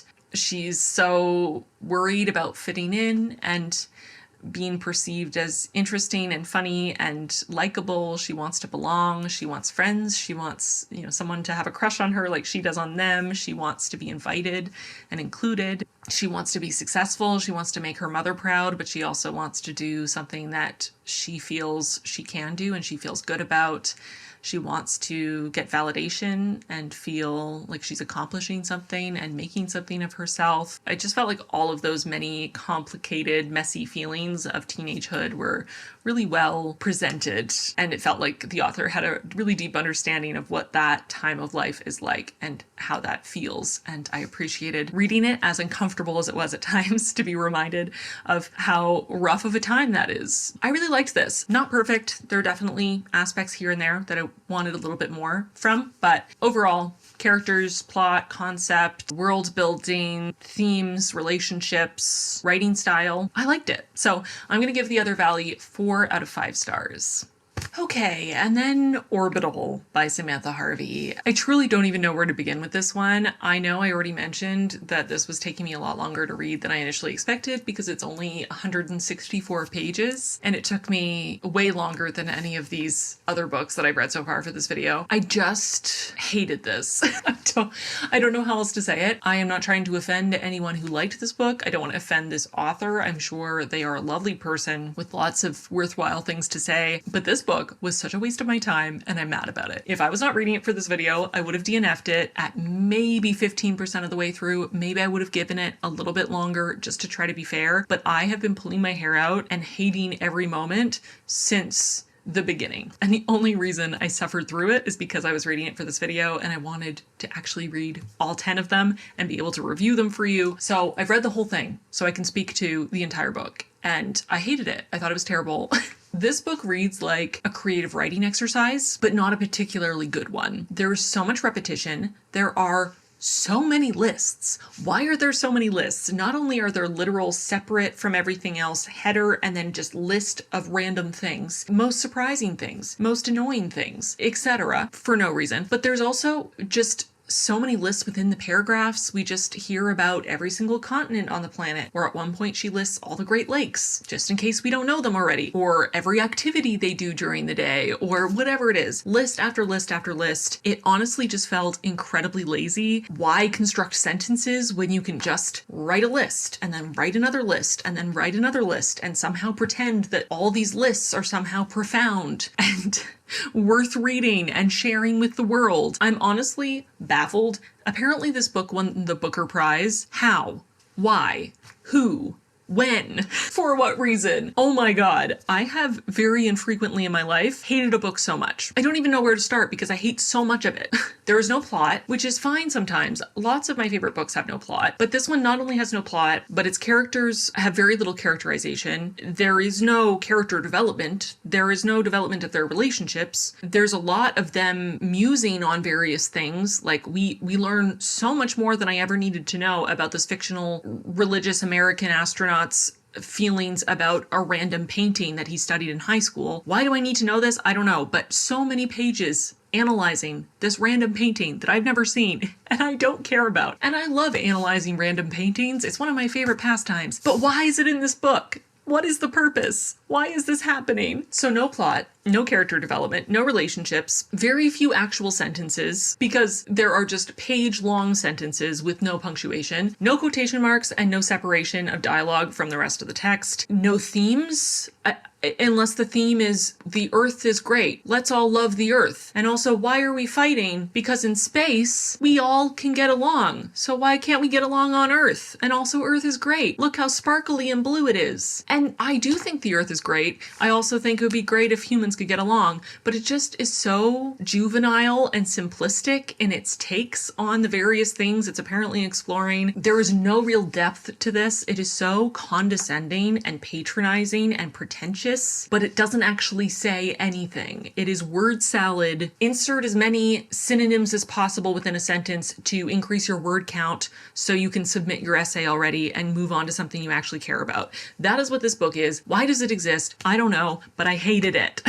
And this is the kind of book that I should love. I love long-winded musings about human nature and our place in the universe and the wonder that is our planet and little moments of human connection and philosophizing ad nauseum. These are all things that I love. This book did such a terrible job of all of it that I was literally just losing my mind.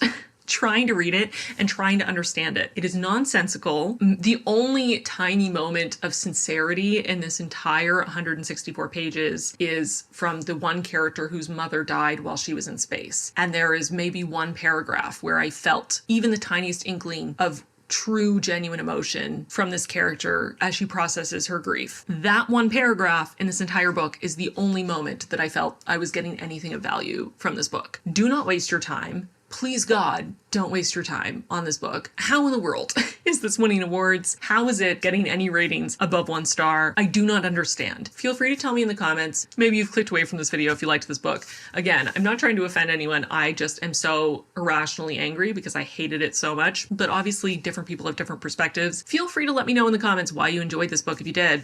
I just can see no version of this reality where I will agree with you, because this might be one of the worst books I've ever read, in my personal opinion. There are so many quotes that I saved just because they were so terrible, but I feel like this video is already going to be so long because I'm reviewing so many books that I can't afford the time to read them all to you. So I'm literally just going to read one as an example, and you're going to have to trust me on the rest, okay? Because we don't have the time to go through it all. But this one sentence I feel is a great example because it's a list of so many random things, but it's also one of the longest sentences I've ever read in general, and it has almost no punctuation until the very end. So the whole thing is just word salad, one long stream of consciousness that also makes no sense. And I've read it a couple times and I still can't figure out exactly what the point of this gigantic sentence was. So here is the sentence. I will read it for you, and I'll try to read it the way the punctuation tells me to read it, as in no pauses until I hit punctuation.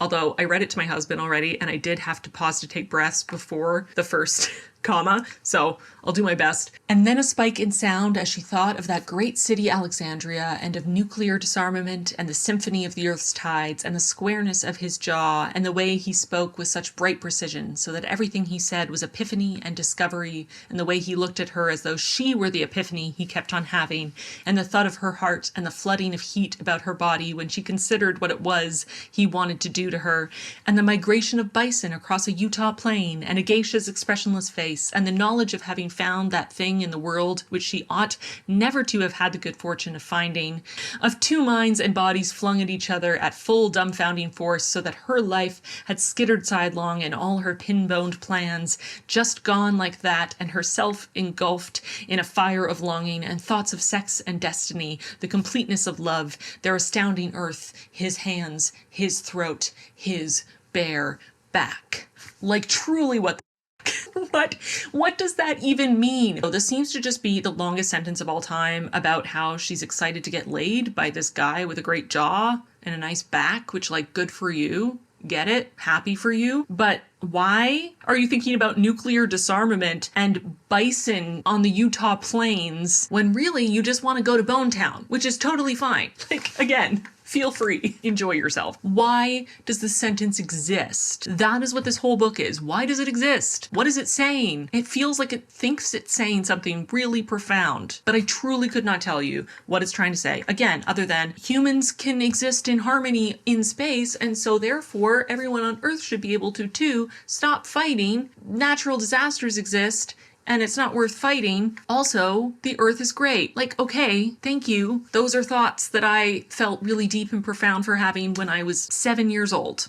Let's move on to something a little more nuanced, interesting, worth spending 164 pages exploring. And there are so many moments that are made to feel more profound, or the author's trying to make them sound more profound than they are. There's a whole paragraph about how things are beautiful just because they're alive. And it's going on and on about how everything is beautiful that's alive. They're beautiful because they're alive. And I'm like, no, they aren't. There's so many living things that are not beautiful, first of all, but there's also so many things that living things do that are not beautiful. What are you talking about? Things aren't beautiful just because they're alive. That's not what beautiful means. Words have meanings, and that matters. And then there's a whole thing about progress being something that only happens in your mind and in your body. And we're experiencing progress because we're astronauts in space and we have thoughts and feelings, and our organs continue to function even though we're not on Earth. And so we are experiencing progress. This is true progress. Everyone needs to get on board. Again, what the are you talking about? That's not what progress means. Do you know what words mean? You can't just write multiple paragraphs wishy-washily talking about all these random unrelated things and then be like, see, look, I just discovered the meaning of life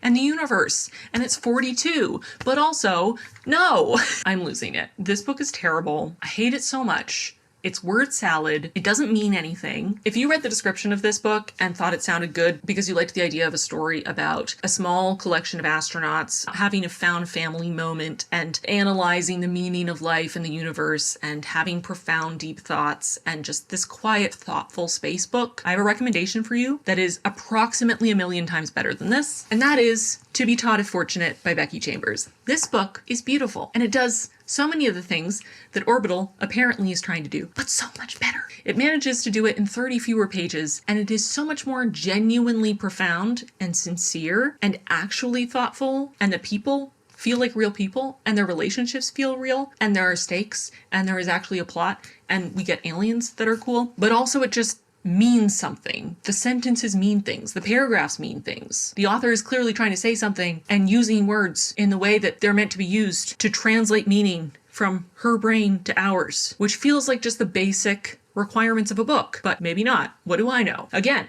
Orbital won the Booker Prize. What do I know? Oh no, I didn't want to throw that. This book does not deserve to be thrown. I don't have a physical copy of Orbital to throw, and I don't want to throw my phone. So, I'm sorry. To Be Taught If Fortunate. Read this book instead, please. Everyone. Just please. Oh my god. Again, I 100% would have DNF'd this if I wasn't reading it for this video. I would not have put myself through that torture if it were not for your entertainment, so I hope you're entertained. Are you not entertained? What did I do to deserve this kind of literary torture? It's like water torture, where every new thing listed in a 15-page long sentence is just boring a hole through my skull. That's what this book is. Can you tell I'm mad? I'm not sure I've ever been so mad at a book. It read like a parody. Like, this is a parody of what a literary fiction meditation on Earth and space would be that would win a bunch of awards. It's like an SNL sketch. There's so much repetition, so many lists, so hollow, so manufactured. Word salad. Okay, I'm done. I have to be done. I'm not doing spoilers because there is nothing to spoil. There is no plot. Nothing happens. Orbital is so bad that it almost makes me want to change my rating for The Family Experiment from 1 star to 2, because at least the sentences and words make sense and it's a book, you know? But I'm not going to go back on myself. It's 1 star for a different reason. This is 1 star just because I have to give it a star to count as rating it. It would be 0 stars or negative stars if that were an option, but it's not. So 1 star for Orbital. What in the world? How and why? I'm going to start other books and try to pretend this book doesn't exist and I never read it, wipe it from my brain to the best of my ability, because I am experiencing legitimate intellectual distress at this point. Let's see, what books are left? Like I said, I was going to keep Annie Bot and I Cheerfully Refuse for last, so I guess that means that I'm going to pick up The Ministry of Time and the Stardust Grail next. But I'm going to go because I need to sleep it off and I need some tea or something because I'm worked up. Bye.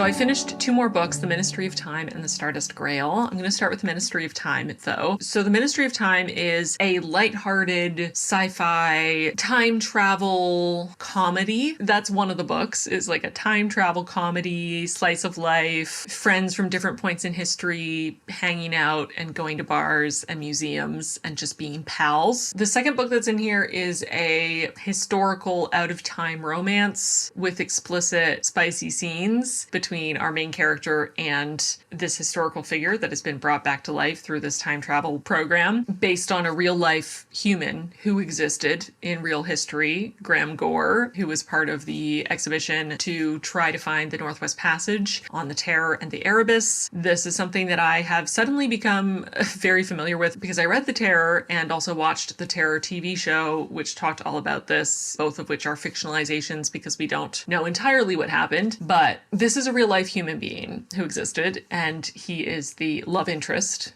in this book. So keep that in mind. We have sci-fi, slice of life, friendship, buddy, comedy, time travel book. We have spicy, explicit, historical romance out of time book. And then the third book layered on top in here is a literary fiction exploration of mixed race identity and generational trauma. The author working through her own experiences as a mixed race white passing woman with generational trauma due to the genocide in Cambodia, the immigrant experience, the eldest daughter of an immigrant experience, and then all the layers of racial identity, not only her own identity and how she sort of wrestles with that as someone who is mixed race and white passing, but also how she is treated as someone who is seen as other and dealing with racism, microaggressions, how she interacts with other people of color who are more visibly not white. And that third novel is what injects a lot of the more interesting themes into the story and a lot of the more vulnerable moments that feel like the author is being really sincere and really exploring something that matters to her and close to her heart. But as you might expect, while each of these 3 things might be fun and enjoyable on their own, it's a lot for them to be mixed together.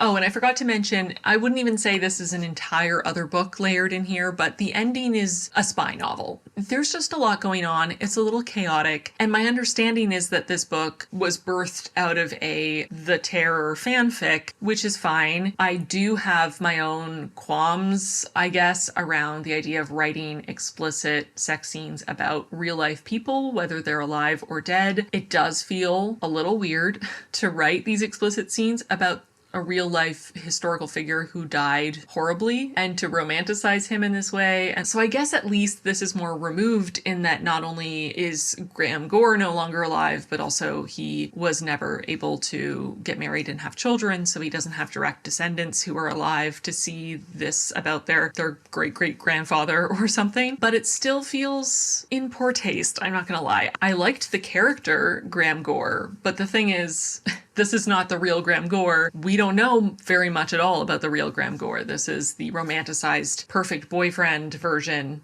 of Graham Gore that the author imagined and fantasized about and then wrote a book about. And the character is great. I find him interesting. He seems charming. Seems like he'd be a good boyfriend for the most part. The weird thing is that he shares the name and the identity and the history and the trauma of a real life man, again, who died horribly in the Arctic. We start with that fanfic, romance, historical figure, time travel base, and then it's built out into this slice of life, friends hanging out, comedy vibe, which if it was just those 2 things, I think that could have worked. I think that was actually my favorite aspect of the novel, the moments where Maggie and Arthur and Graham and our unnamed narrator are just hanging out and being friends. I wasn't the biggest fan of our protagonist, but I did really love Arthur and Maggie, and I liked their dynamic with Graham. It felt like they were real friends. It felt like they were real people. So if the book had kind of stuck to that and maybe avoided some of the explicit sex, if it had been a more closed door, maybe that would have felt a bit more respectful to me anyway. But I also felt like all the exploration of the unnamed narrator's identity and experience with racism and experience with her own sense of race and identity and place in society and processing her generational trauma, all of that,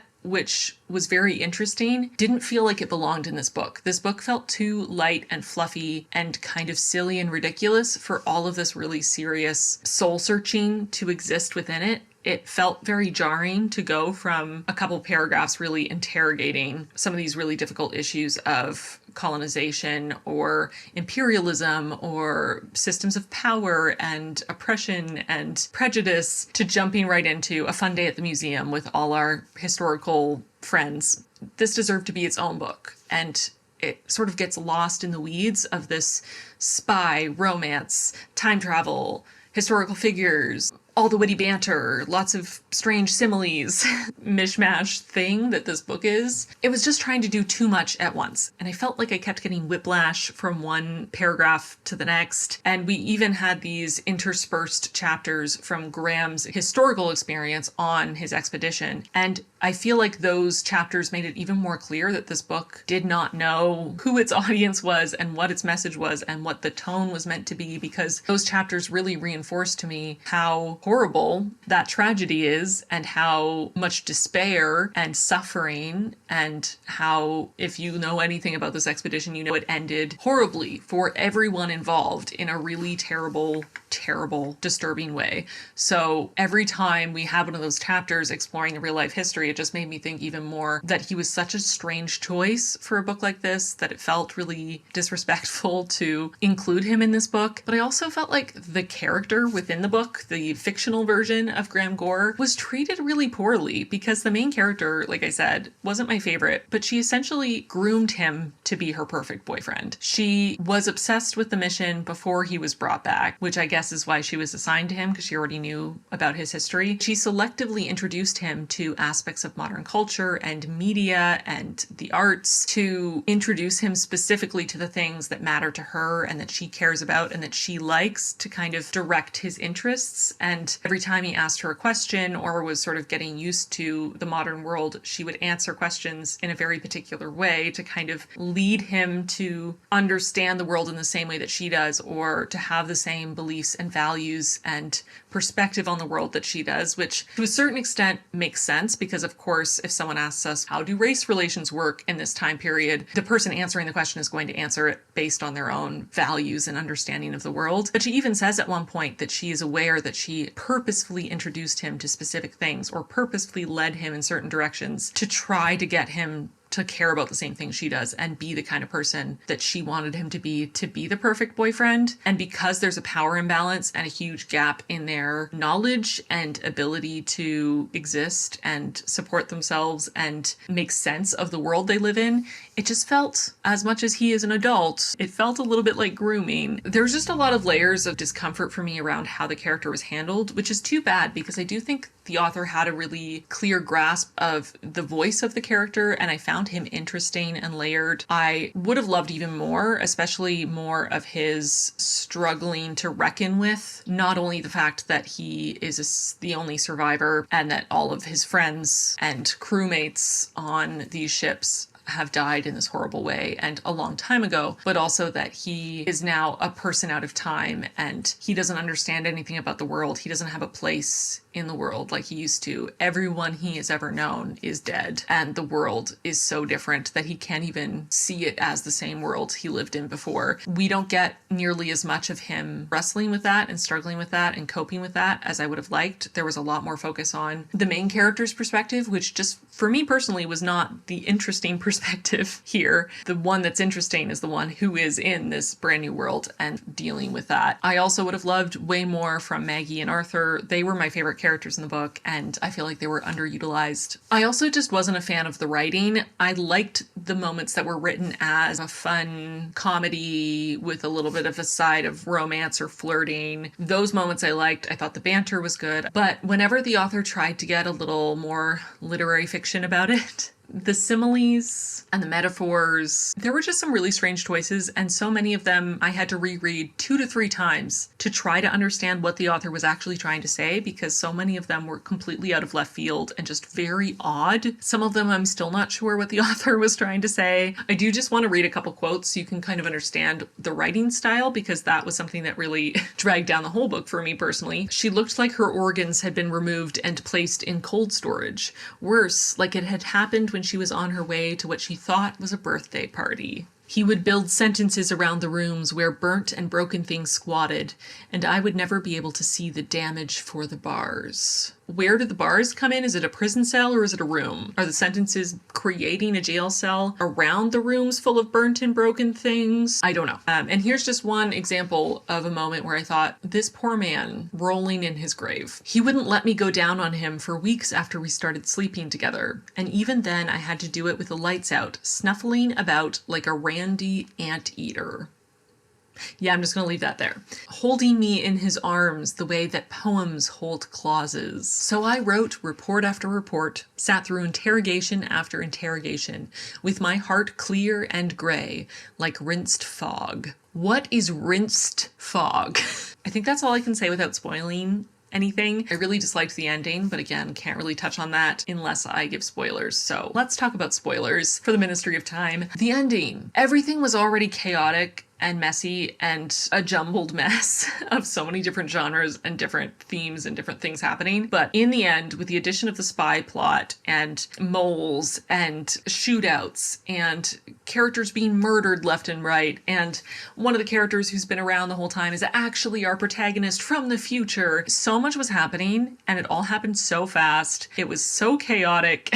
I think the author really wanted to make the ending dramatic by pulling in all of this. The future is terrible and climate change has destroyed so much of the planet and everyone is suffering and it's awful. And so it justifies everything that's happening in the present because we have to prevent that future at all costs. Again, I just feel like this was a random fourth book being thrown in at the end. The really depressing tone that came up out of nowhere at the end there. Arthur being killed and Graham completely losing trust in our protagonist and holding her at gunpoint to delete all the information about them so he could leave with Maggie and never see her again, and her going to her parents' house and just sobbing every day for months and months and months because her whole life has been ruined and she lost the love of her life. And just, there's a lot. And I wasn't feeling engaged and shocked and feeling like this was so dramatic and climactic. I was just feeling overwhelmed and confused as to how we got here and how this connects with the rest of the book. At first, I thought we were just going to end on that point of a very depressing, our protagonist is alone. She is in many ways the villain of this story, but she does zero self-reflection and she's just feeling very sorry for herself at the end. Luckily, she has the privilege to be able to stay with her parents free of rent, so she doesn't have to work, and she was also paid a huge amount of money from the Ministry of Time to not reveal what she knows. So she's just sitting on a huge nest egg, doing nothing for months and not actually doing any soul searching or processing of the ways that she really fucked up and was the villain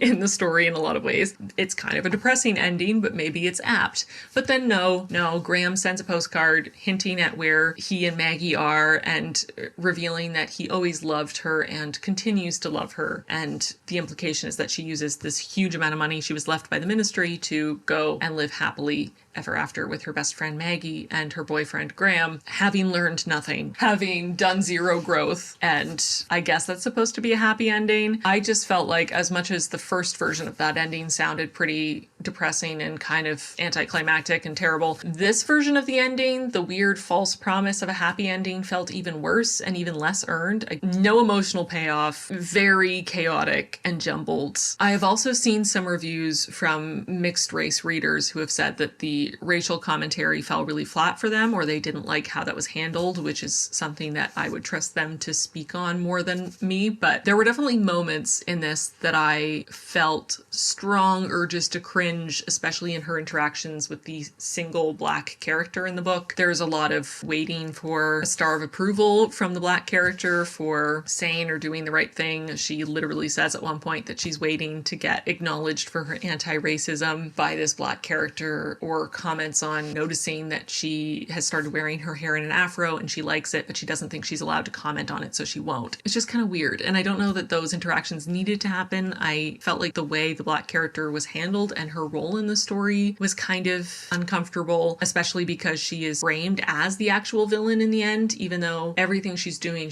for really good reasons. And from my perspective, reading the book, the protagonist is the one who is the villain, but the black character is the one being villainized and now is going to be killed on sight, essentially, if the Ministry of Time catches her. I really didn't like the protagonist. She was very controlling. She would get really upset when Graham had friends other than her, or wanted to spend time with anyone other than her, and was very suspicious of his relationships with everyone, and even was really pushy with him when he clearly didn't want to talk about it, about whether or not he had any history of sexual intimacy with anyone, but specifically with another man while working on ships. She kept pushing him and pushing him and pushing him, and he clearly did not want to talk about it for a variety of reasons, probably also including the fact that whether he had sexual relationships with these men or not, every single man that she is implying he slept with died centuries ago, and he's still coming to terms with that. She's just very controlling and jealous and judgmental, and is clinging to him with her whole being as she tries to mold him into the exact version of him that she wants him to be. It's just really hard to like her as a character. So I think that's all I'm going to say for spoilers. I think there were some interesting kernels that could have been developed and nurtured into 3 separate interesting books. I don't think this book did any of those 3 books justice. I didn't enjoy it for the most part, again, with the exception of the scenes between mostly Arthur and Maggie and Graham. I also got weird vibes from the protagonist towards Maggie, who is a lesbian. Not only is there a long passage describing her breasts at length for no particular reason, she's just giving off vibes of, you know, the straight girl who learns that one of the girls in their friend group is queer, and so she starts flirting with her all the time and touching her and finding reasons to have sleepovers and just, you know, suggesting that they make out to impress the boys or whatever. And just like, I don't know what that phenomenon is. Someone tell me what that is. But that was the vibe I was getting, where because Maggie was a lesbian, all of a sudden the protagonist wanted to flirt with her and be close to her and kept commenting on how beautiful she was and her breasts and stuff. But I wasn't ever under the impression that the protagonist actually was attracted to her. She was painfully straight. So it was just, I don't know, I was getting weird vibes. It felt like Maggie was being fetishized, which I did not love for obvious reasons. So those are my thoughts on the Ministry of Time. Could have had potential, was very messy, tried to do way too many things, chaos. I'm going to give the Ministry of Time 2 stars, mostly just for Maggie and Arthur and Graham and their friendship. I thought they were lovely. I would have read a book just about the 3 of them existing and being friends. I think that would have been great. But sadly, that's not the book we got. So 2 stars for the Ministry of Time. And then I also finished the Stardust Grail, and luckily I had a way better experience with this book. I loved this one. I thought it was so sweet. It was very heartwarming. It had found family, ragtag crew on a heist sort of vibes. We had academia and exploration and analysis of what makes someone a person, what makes something alive, with a robot character, but also with different types of aliens with very different understandings of the world and emotional expression and conceptualizations of morals and proper behavior on a universe scale. I found the protagonist really fun and likable and genuine and flawed and interesting. I loved all of the side characters, especially her best friend, who is just this completely unique, strange alien creature, but the way they interact is so sweet, and the way that her alien friend talked to her was just adorable. She's always saying, "Oh, my love, my favorite sunshine face, I've missed your face more than any other face, my love, my dear, my daughter, my mother, my sister, my love." Her alien best friend is just incredibly affectionate and lovely and sweet and genuine, while still, you know, having those inner depths that are a little bit more complicated, and made more complicated because they are vastly different species with vastly different evolutionary paths and societies and emotional capacities and understandings of the world. And so there are times where they have these really deep misunderstandings just by the nature of their different species. It can be really hard for them to bridge that gap because of how wide that gap is between them. But I just thought it was delightful and very sweet. And I thought the, plot itself was interesting. I thought it was well paced. I liked the writing. I was engaged the whole time. I was constantly smiling to myself as I read these interactions between the friends. And I felt like we came to a really poignant, emotional place in the end. There were some deeper themes that were touched on, maybe not explored to as great of a degree as I would prefer, but definitely definitely some really interesting ideas that are brought up and discussed. Honestly, the biggest drawback for me, and one of the main reasons why this isn't 5 stars, and it's very specific thing for me reading it, but the author kept having the main character talk about cow products as, I guess, an example of how the world has changed, or how her experience on a colony was different from the experience of people who grew up on Earth. References to ice cream made with real cow's milk, cows who lived in pastures, and real leather made from real cows, her having to get adjusted to dairy products from cows and loving it, but still not being able to quite wrap her head around eating their meat, but just all these references to real cow leather and real cow dairy. And I found that really strange, I'm not gonna lie, especially because of how far in the future this is meant to be and how advanced they are technologically and all the issues they're having with climate change. Seems weird that they're still engaging in animal agriculture, considering how large of a factor it is in climate change and how destructive it is to our planet, and also not compassionate to the animals. I just feel like it's something I don't come across that often in the sci-fi I read. I feel like a lot of sci-fi tends to lean in a more plant-based, vegetarian, if not fully vegan direction as a sign of social progress. And it was strange that it kept coming up, and it was this go-to thing. The number of times that cows and cow products were brought up was just odd to me. So that was kind of a glaring, strange thing for me. And then really the only other thing that I wished for more of was just a little bit more of the themes when it comes to intention versus impact of this alien race going around the world and meeting all these different people and unintentionally passing along this disease that is incredibly dangerous to other people. And even once they realize that they are passing on this disease and it's killing all these people, they continue to travel and meet more people and spread it. And that was touched on a bit, but we really didn't get as much exploration of that as I would have wanted. I also felt like there were some reveals near the end that were pretty earth-shattering, but we didn't really get to see how the characters who would be most affected by those reveals felt about them in any real, tangible way. Largely, I really liked this. I thought it was really great. I honestly don't think I really have that many spoilers to share. I feel like any of the things that are more spoilery or reveals near the end were things that make sense to me and I thought were interesting, but I don't necessarily have commentary on. So I'm just gonna say I really liked this. I thought it was quite wholesome. It was quite enjoyable. I liked the characters. I liked the plot. I thought the world building was really interesting. I liked some of the technology and the way this ship worked that, accommodated both aquatic and oxygen breathing, land dwelling species, and the way that was sorted out was really interesting.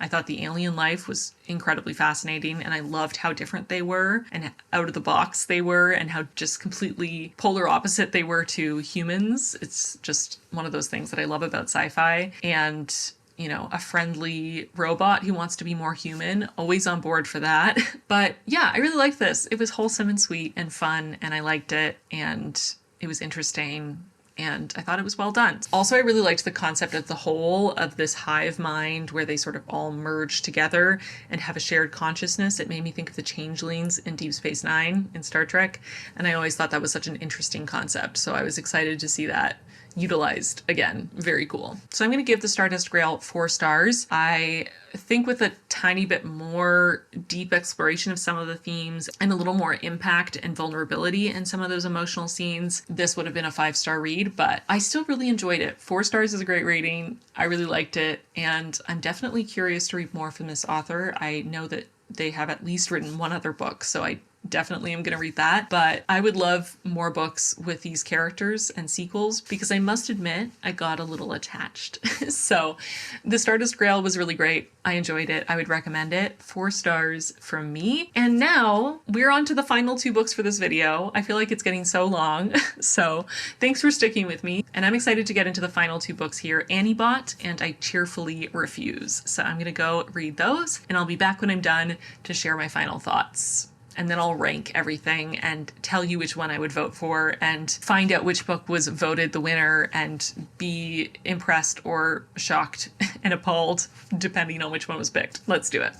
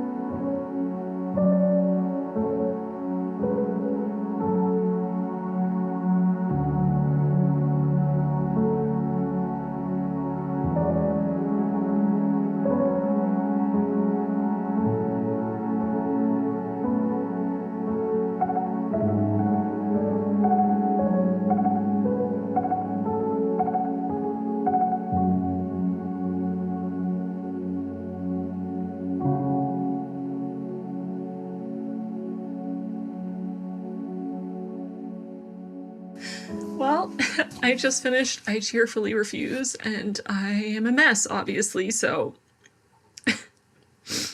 you might be able to guess how I felt about it. Whew. Wow. I do think I'm going to review them out of order just because I literally just finished I Cheerfully Refuse and I'm very emotional. So I think talking about that, reviewing it first makes sense. And then I can share my thoughts on Annie Bot, which I finished yesterday. So, oh my goodness. Okay. I Cheerfully Refuse was beautiful.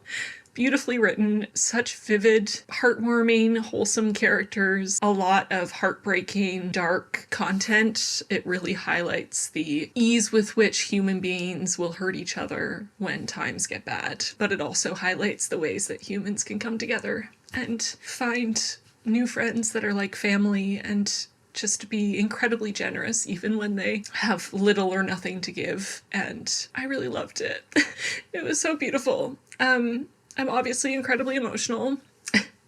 I loved the protagonist, Rainey. I loved so many of the other characters that we came to meet throughout the story. I also absolutely despised so many of the characters, but I think what's really great about this book is that there is so much nuance to every single one of them, and even the evil or bad or villain characters have little glimmers of humanity or something that makes them seem more complex than you might first think. Even the ones who are doing absolutely despicable, horrible, awful things. This book is set in a seemingly near future where it's sort of undisclosed. We don't get a lot of information about what happened, but it seems like a combination of pandemics and global warming have severely impacted the economy and the social and political landscape, including electing a proudly illiterate president in the United States and companies that pay people to be experimented upon and essentially enslave them in their contract, and the development of a medication or a drug called Willow that allows people to sort of peacefully end their lives. That has become an option a lot of people are taking because things are quite bleak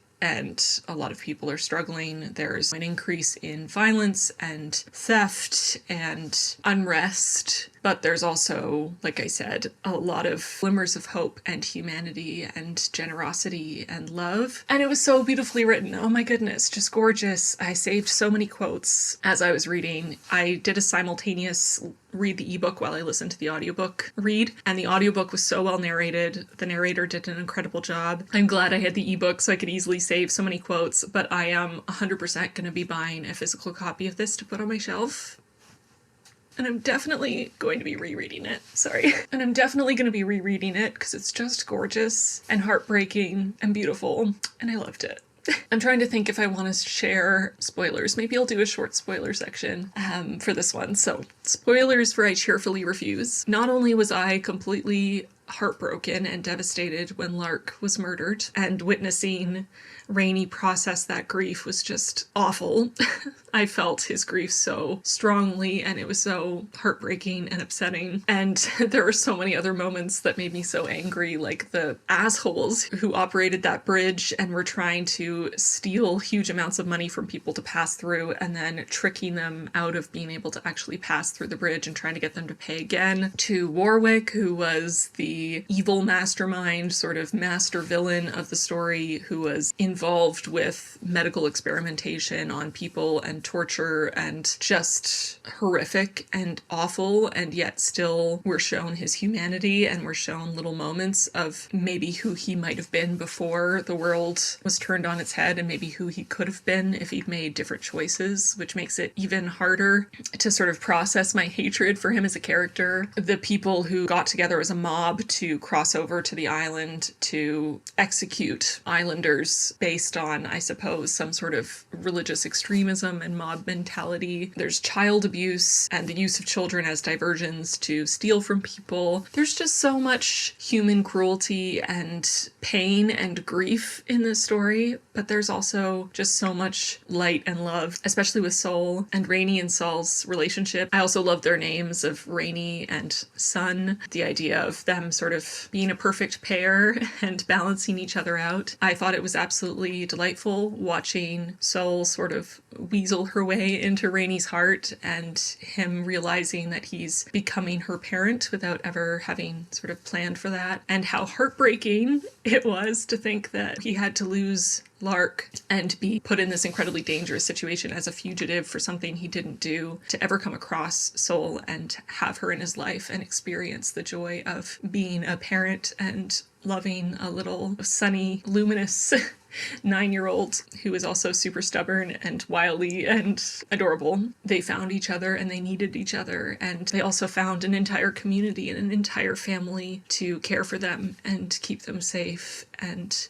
the whole town of Jolie was just such a bright light in a very depressing depiction of what the world would be like in this kind of a situation. And obviously we don't have 100% confirmation that Warwick is dead, but I'm just going to go with that because he deserves it.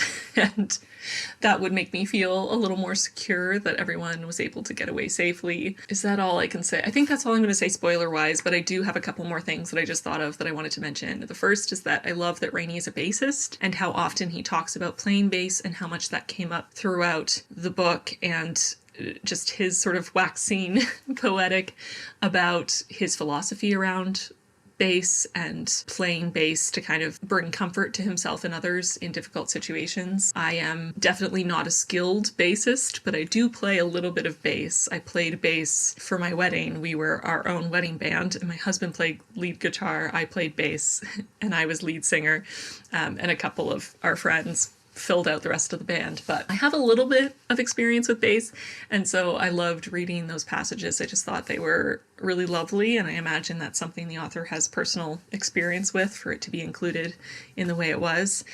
And I also loved where this was set. This is set largely on Lake Superior and kind of hops between the US and Ontario.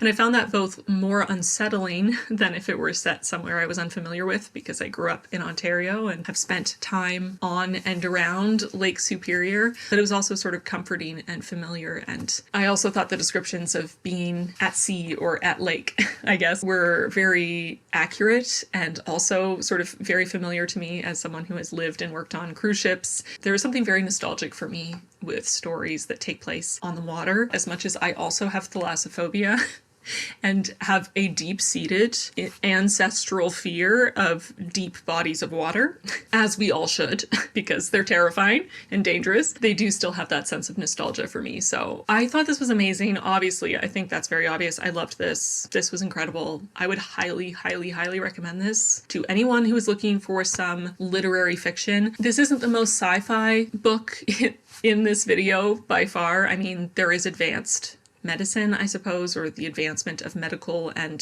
pharmaceutical technology, but it's more of a sort of post-apocalyptic or leading towards an apocalypse, societal collapse kind of story, more similar to something like Moon of the Turning Leaves. And actually, I think they have a lot of similarities between them that make them sort of good companion novels. If you enjoyed Moon of the Turning Leaves, I think you'll like I Cheerfully Refuse, and vice versa. Obviously, I really enjoyed both. This one resonated with me so much, from the music to the water to so many passages about the power and importance and sort of revolutionary potential of words and books, that I have to give this 5 stars. I thought it was gorgeous. I am a wreck.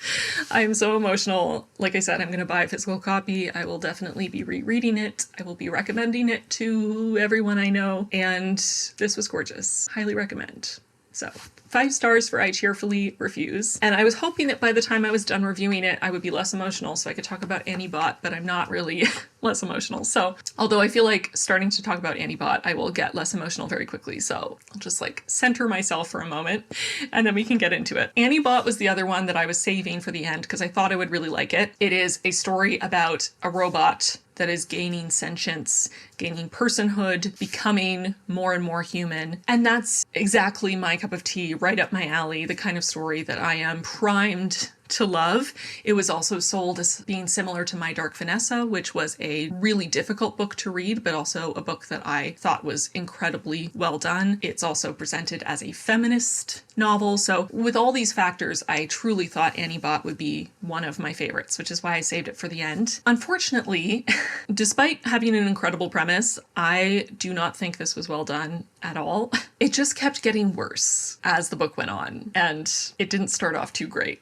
So basically, this is the story of Annie, who is a cuddle bunny, which is the sex robot version of Stella's, who are these really advanced android robots, and they can be in one of three modes: nanny mode, maid mode, or cuddle bunny mode. They have two basic settings, which is the regular setting, in which they are pretty robotic and predictable and follow every order immediately as given by their owner. And then there's autodidactic mode, which is an option to allow them to use AI and machine learning to become more person-like, to be a little more unpredictable, to have just a little bit more agency within parameters set, to still do what their owner tells them to do, but to do it in a more human-like way, and to be a little less predictable and a little more interesting and engaging, I suppose. So Annie has been turned from, initially she was in, I think it's Agatha mode, which is the maid. She was turned into a cuddle bunny by her owner, Doug, and he also turned on autodidactic mode, so she would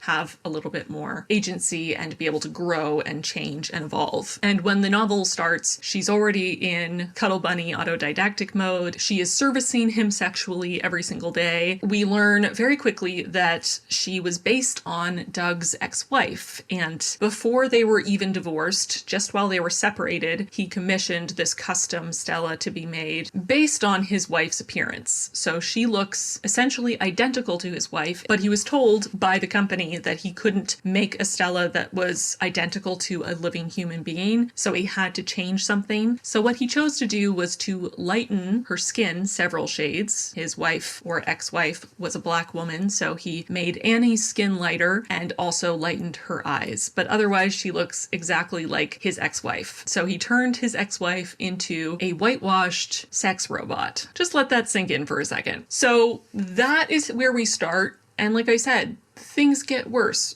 from there. I did find Annie interesting as a character. She is very engaging. I will say that one of the things that makes Annie the most engaging is also one of the things that I felt was not particularly well done in the novel, which is that she starts off very human. So she's very easy to connect to. She feels very much like a real person, like a young woman, and many of her reactions feel super realistic, even though she is constrained by her programming and the parameters set that she has to try to please Doug or do what he tells her to do and follow his orders. She still feels very, very human from the start, which means there isn't as much space for her to grow and change and evolve. And because of that, by the end, she didn't feel markedly more human than she did at the beginning. There are a couple changes. There are some things that happened over the course of the novel that allowed her maybe a little bit more freedom of expression and thought, but she was largely exactly the same, which is obviously a huge drawback for a book that is supposed to be about a robot finding their own personhood, becoming sentient. There was very little change in Annie.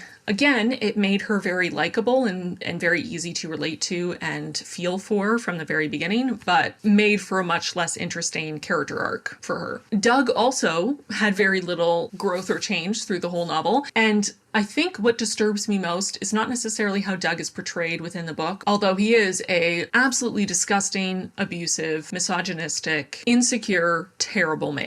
But he is that for the whole book. What is more disturbing to me is the number of reviews I've seen since finishing this book yesterday that are feeling empathetic towards Doug, or think that he turned a new leaf at the end, or think that he wasn't that bad. And that makes me so scared for the people leaving these reviews, because if they think Doug is not that bad of a boyfriend, I'm very concerned for them and their personal relationships, because Doug is abusive the entire time. He treats Annie like the slave she is. He owns her, and he makes that clear. He is incredibly verbally and emotionally abusive and controlling and manipulative, and he gaslights her, and just overall an absolutely despicable human. And that's without even thinking about the ethical quandary of the initial premise that he turned his black ex-wife into a whitewashed literal sex robot that he could own and control. And people are saying that Doug isn't that bad, or they felt for him, or they thought he had potential to grow and change, or he clearly regretted his actions. No, he didn't.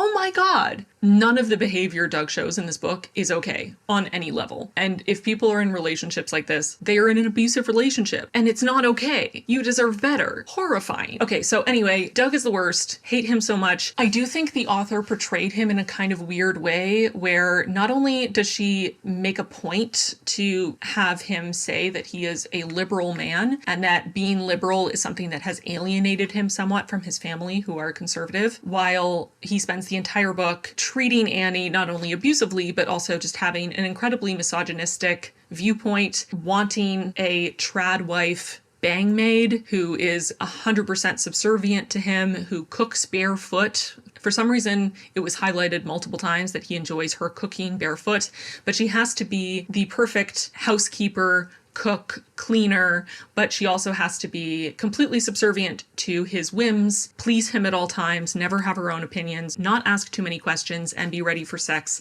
at the drop of a hat. So, not her own person, which I mean, yes, in this case, she is a robot, but he also talks about his relationship with his ex-wife, where he seemed to like that she was intelligent until she prioritized her schooling and her career over being at his beck and call. And he seemed to enjoy that she was fit and exercised until she ever chose to go on a run instead of staying home to give him a blow. He has a lot of control issues and he has a very clear vision in his mind of what a woman is for. And if anything indicates that, it's him spending what's implied to be potentially hundreds of thousands of dollars on a custom sex robot version of his ex-wife who will do everything he asks immediately, who he can torture and abuse and control and dominate. But he's a liberal man. He's progressive. Either the author highlighted this just to show yet another way that Doug is completely delusional, or she has a very skewed view of what liberal and progressive mean. Because while certainly liberal and progressive men can be sexist or misogynistic or racist, it just seems quite extreme in this case, and so many of his views about women seem very well suited to recent conservative rhetoric around women going back to their traditional roles, being better off in the kitchen and taking care of the children and cooking barefoot and being incredibly modest and not engaging too much with any other men or really having their own lives at all, but being wild sex slaves in the bedroom and just generally existing to serve a man and his wants and needs without any personhood of their own. But no, he's a liberal man. Okay, sure. I should say first, there is very little science here. There is almost no explanation to how these robots are made, how they are so realistic. There are a lot of contradictions in how they function. She has real skin that can bruise somehow, but she doesn't have blood, and she can't feel the cold, which is brought up many times, which is why she's able to wear skimpy outfits no matter the temperature, but she's sure of Doug's hands when he touches her, whether they be warm or cold, and she feels the heat of electricity in her belly when she puts her heel on the charger. There's just a lot of things that I don't understand. Her hair can grow, including leg hair and armpit hair that she has to shave. Not sure how that's possible, but again, there's very little explanation of the science and how this is possible. There's also basically no world building whatsoever. 99% of the book takes place in Doug's tiny New York apartment. Annie spends very little time outside of the apartment, but the little time we do get to see, it's very clear that the rest of the world has not changed at all. There is no visible impact to having hyper-realistic robots that can even pass for human that are being produced and sold and apparently exist at quite large numbers in the world, but there doesn't seem to be any other technological advancement in the world, and also there seems to be no impact in the world from the invention of these super advanced, superhuman-like robots, which feels very implausible to me. Basically, the only explanation we get for how these robots are made is we're told that they are made from abandoned embryos. That's how they get skin, that's how they each have their own fingerprints and can get birth certificates. But I got a bit of a weird feeling around that and how the idea of the abandoned embryos was being incorporated into the story. It did feel maybe slightly like a pro-birth kind of stance of these embryos being people, and that turning them into Stellas or Handies, the male version of Stellas, is giving them a chance at life that they didn't get because they weren't brought to term. Don't know if that was the author's intention, but there were just some vibes. I was getting some weird vibes from this book in general, and there was no acknowledgement of the weird racial dynamics that were brought into the picture by Doug's choice to recreate his Black ex-wife as a lighter-skinned sex slave. Never addressed. I don't know why the author made that choice, only to not address it whatsoever. Also, they go to couples counseling at one point, and their therapist is a trans woman, which is completely irrelevant to the story, but Doug feels the need to point out to Annie that she was trans and ask if she could tell that she was trans in a throwaway line that, again, is not relevant whatsoever. I was also getting weird vibes at one point that the author was maybe trying to give Doug a redemption arc, which is wild because he was an abusive piece of shit. Again, as I read it, I thought he's trying, but obviously he's going to revert back to his old ways. He has not actually changed. But again, reading reviews has really opened my eyes because a number of people seemed to fall for the redemption arc and ended up liking Doug in the end, which is mind-boggling. I didn't find the writing notable in any particular direction. I didn't think the characters changed substantially in any direction, which made it quite stagnant. The plot was very repetitive, very little happened. Again, almost no science, almost no world building. And then the ending, which I will just say before I go into a spoiler section and talk about it in more depth, I hated the ending. It was not satisfying, not cathartic in the least, did not go nearly far enough in any of the possible directions it could have gone in, felt slightly implausible, and also felt very unfeminist to me personally. I was baffled and incredibly disappointed by the end. Just no. I think maybe the best thing about this book is the depiction of the experience of being in a domestic abuse situation, in an abusive relationship. It was very detailed. It felt very realistic. It made this a very difficult read because I felt so upset and so angry the whole time for Annie and for how she was being treated. And I did see in many reviews that people with experience of domestic abuse said that this felt very realistic for them. So I would say that seems to be the thing that the author did the best or depicted the best. But again, personally for me, the way that it ended made the rest of the book feel like it wasn't worth it. For me personally as a reader, I think that's all I can say without spoilers. So I am going to get into a spoiler section now for Annie Bot. So the ending, we watch Annie go through a huge amount of verbal and emotional abuse and the occasional abuse that is leaning into physical abuse territory. And the worst scene by far in the entire book, he has her turn her libido up to 10, which makes her need sex immediately, basically, and become super aggressive for sex and need a release immediately, sort of feral. And he locks her in a closet and leaves her there. So she's in extreme discomfort. She can't find release without him. She can't orgasm without him. She's in this incredibly pent-up, tension-filled state that becomes torturous because she can't find release. And she's locked in this closet. She eventually lets her battery run down to escape the torture, essentially. He leaves her completely drained of battery, locked in a closet for 7 weeks. Reading that scene of her just in so much discomfort and not being able to find release and being locked in the closet and pleading and him ignoring her was incredibly painful to read. That by far was the hardest scene to get through, but there were so many terrible scenes of emotional and verbal abuse. At one point she says that he doesn't yell at her, which is wild because I definitely interpreted many of the scenes as him yelling at her, or at least getting very close to yelling. He was incredibly verbally abusive. He would get angry in a millisecond over nothing. He was so insecure and controlling and sensitive to anything she ever said. She was always walking on eggshells around him, but that wasn't nearly enough. And she was constantly apologizing and feeling this twisting feeling in her gut for disappointing him and angering him and asking him to just explain how she could make him happy and what she was doing wrong. And he was just unwilling to communicate with her and help her and just seemed to enjoy her being upset and in despair and feeling this huge sense of unease and fear, to only then come back later and say, oh, well, I'm so hurt that you could ever be afraid by me. You know I would never hurt you. It hurts me for you to act like I would ever hurt you and to act like you're afraid of me. That is being mean to me, and, you know, making himself the victim in that situation, which is absolutely wild. It was terrible to read about. I hated it so much. So then we get to the end after a huge amount of abuse this whole time, and I'm thinking to myself, okay, she's slowly becoming a little bit more self-aware. She is not having a huge amount of growth, but she does seem to be a little bit more able to maybe work against his needs or see him a little more clearly. Maybe she will eventually be able to either break out of her programming through sheer will, or she's been learning to code. Maybe she will get back into coding and figure out how to alter her own code to free herself. And then once she's finally free, she can get away from Doug and live a better life. And maybe before she goes, she'll get a little bit of payback. That's what I'm expecting. Not only did she not get out from under his thumb by her own will in any way, he freed her himself. Now, he freed her expecting her to stay of her own free will, which is ridiculous and delusional on his part, but he did free her himself. So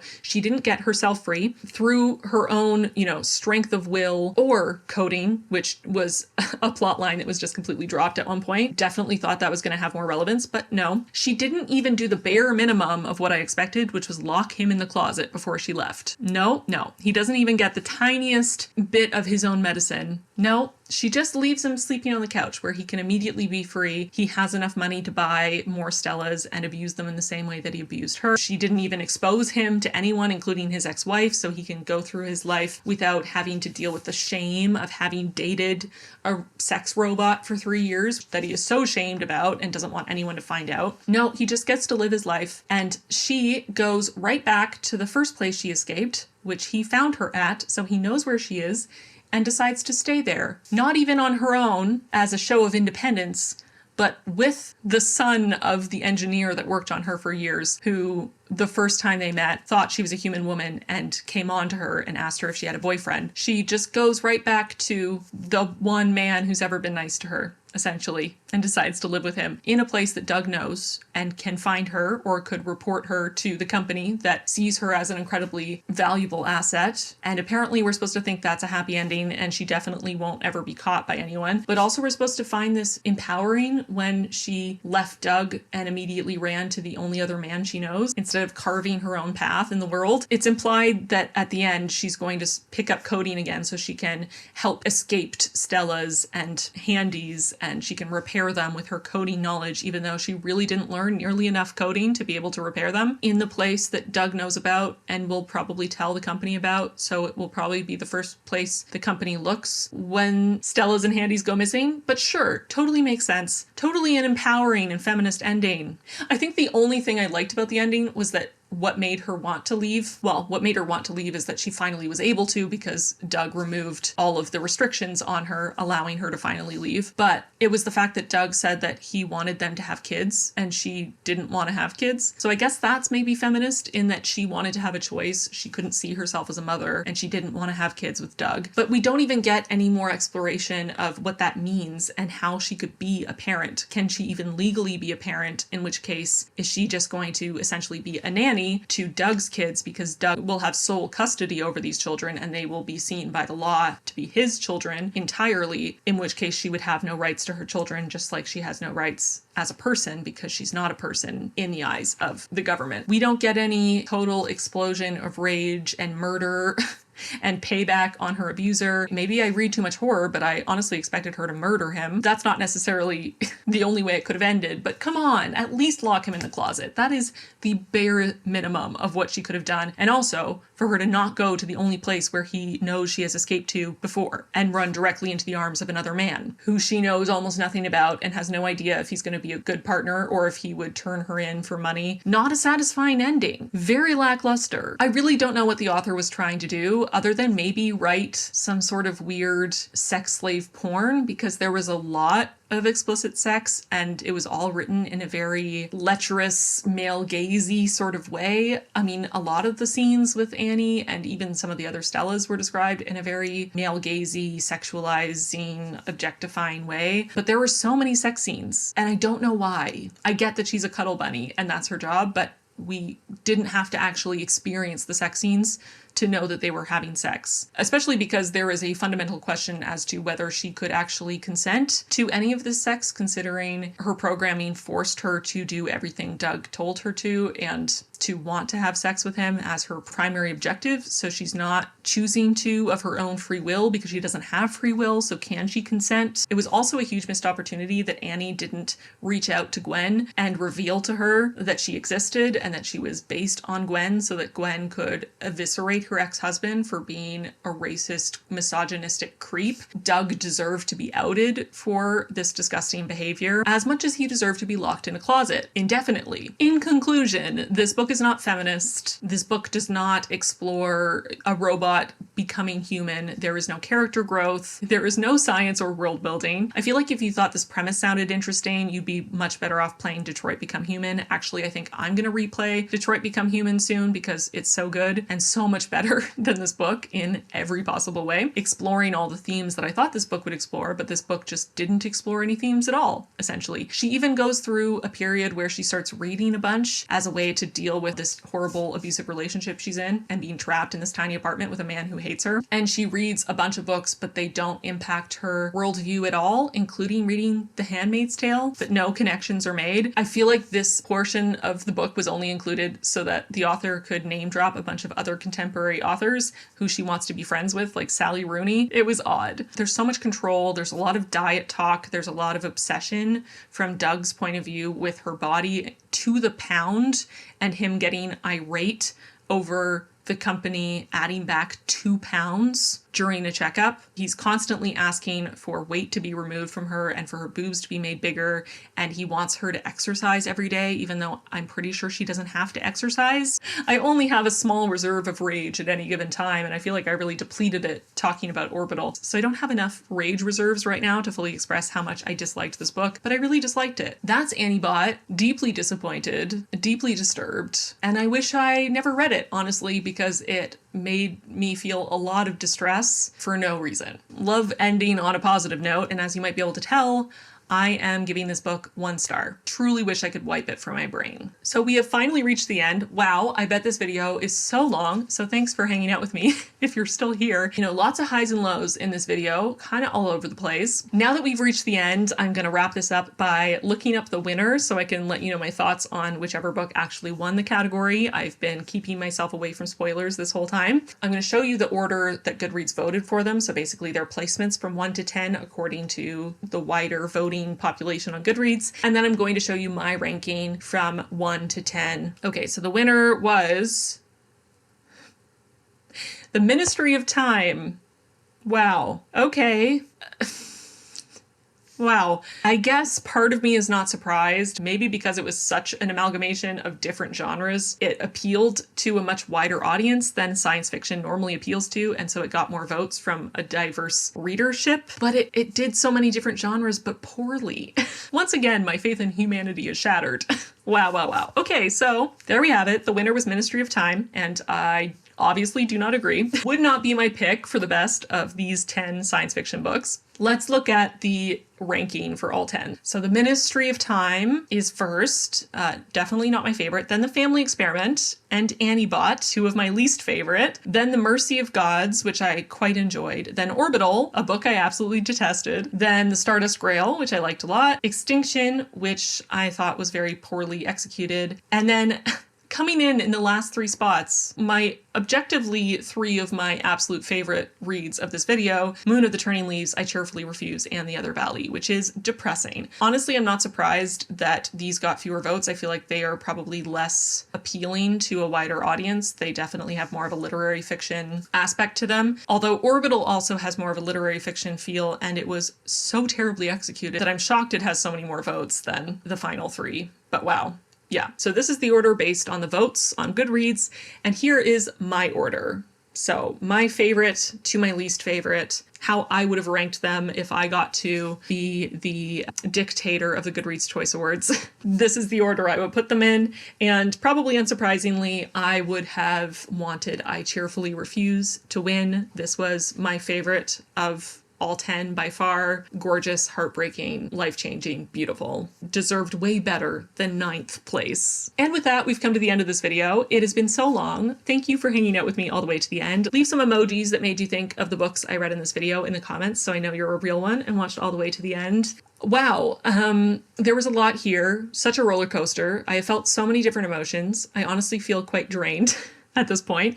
I am glad that I did this. I found some new authors that I get to follow and read more of their work. I have come across some new series that I can enjoy, which is exciting. But I also came across some duds and some books that make me want to scrape my brain. So that's always fun. Hopefully you enjoyed this video. If you did, give it a like and subscribe if you haven't already. Videos like this take a huge amount of time and work and effort to read all the books and film all the reviews and edit everything. It's quite the undertaking, but I really enjoy doing it. So let me know by engaging on this video that you enjoyed it and want to see more. I would really love to hear your thoughts on these books. If you've read any of them, please let me know how you liked them. Did you hate them? Did you love them? Do you agree or disagree with my takes? Let me know. I would love to read your comments and talk about these books more. Thank you again to Brooklinen for sponsoring this video. Don't forget to click the link in my description box to get 15% off your first order with Brooklinen.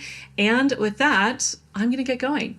Thanks so much for watching, and I'll see you really soon in my next one. Bye, friends.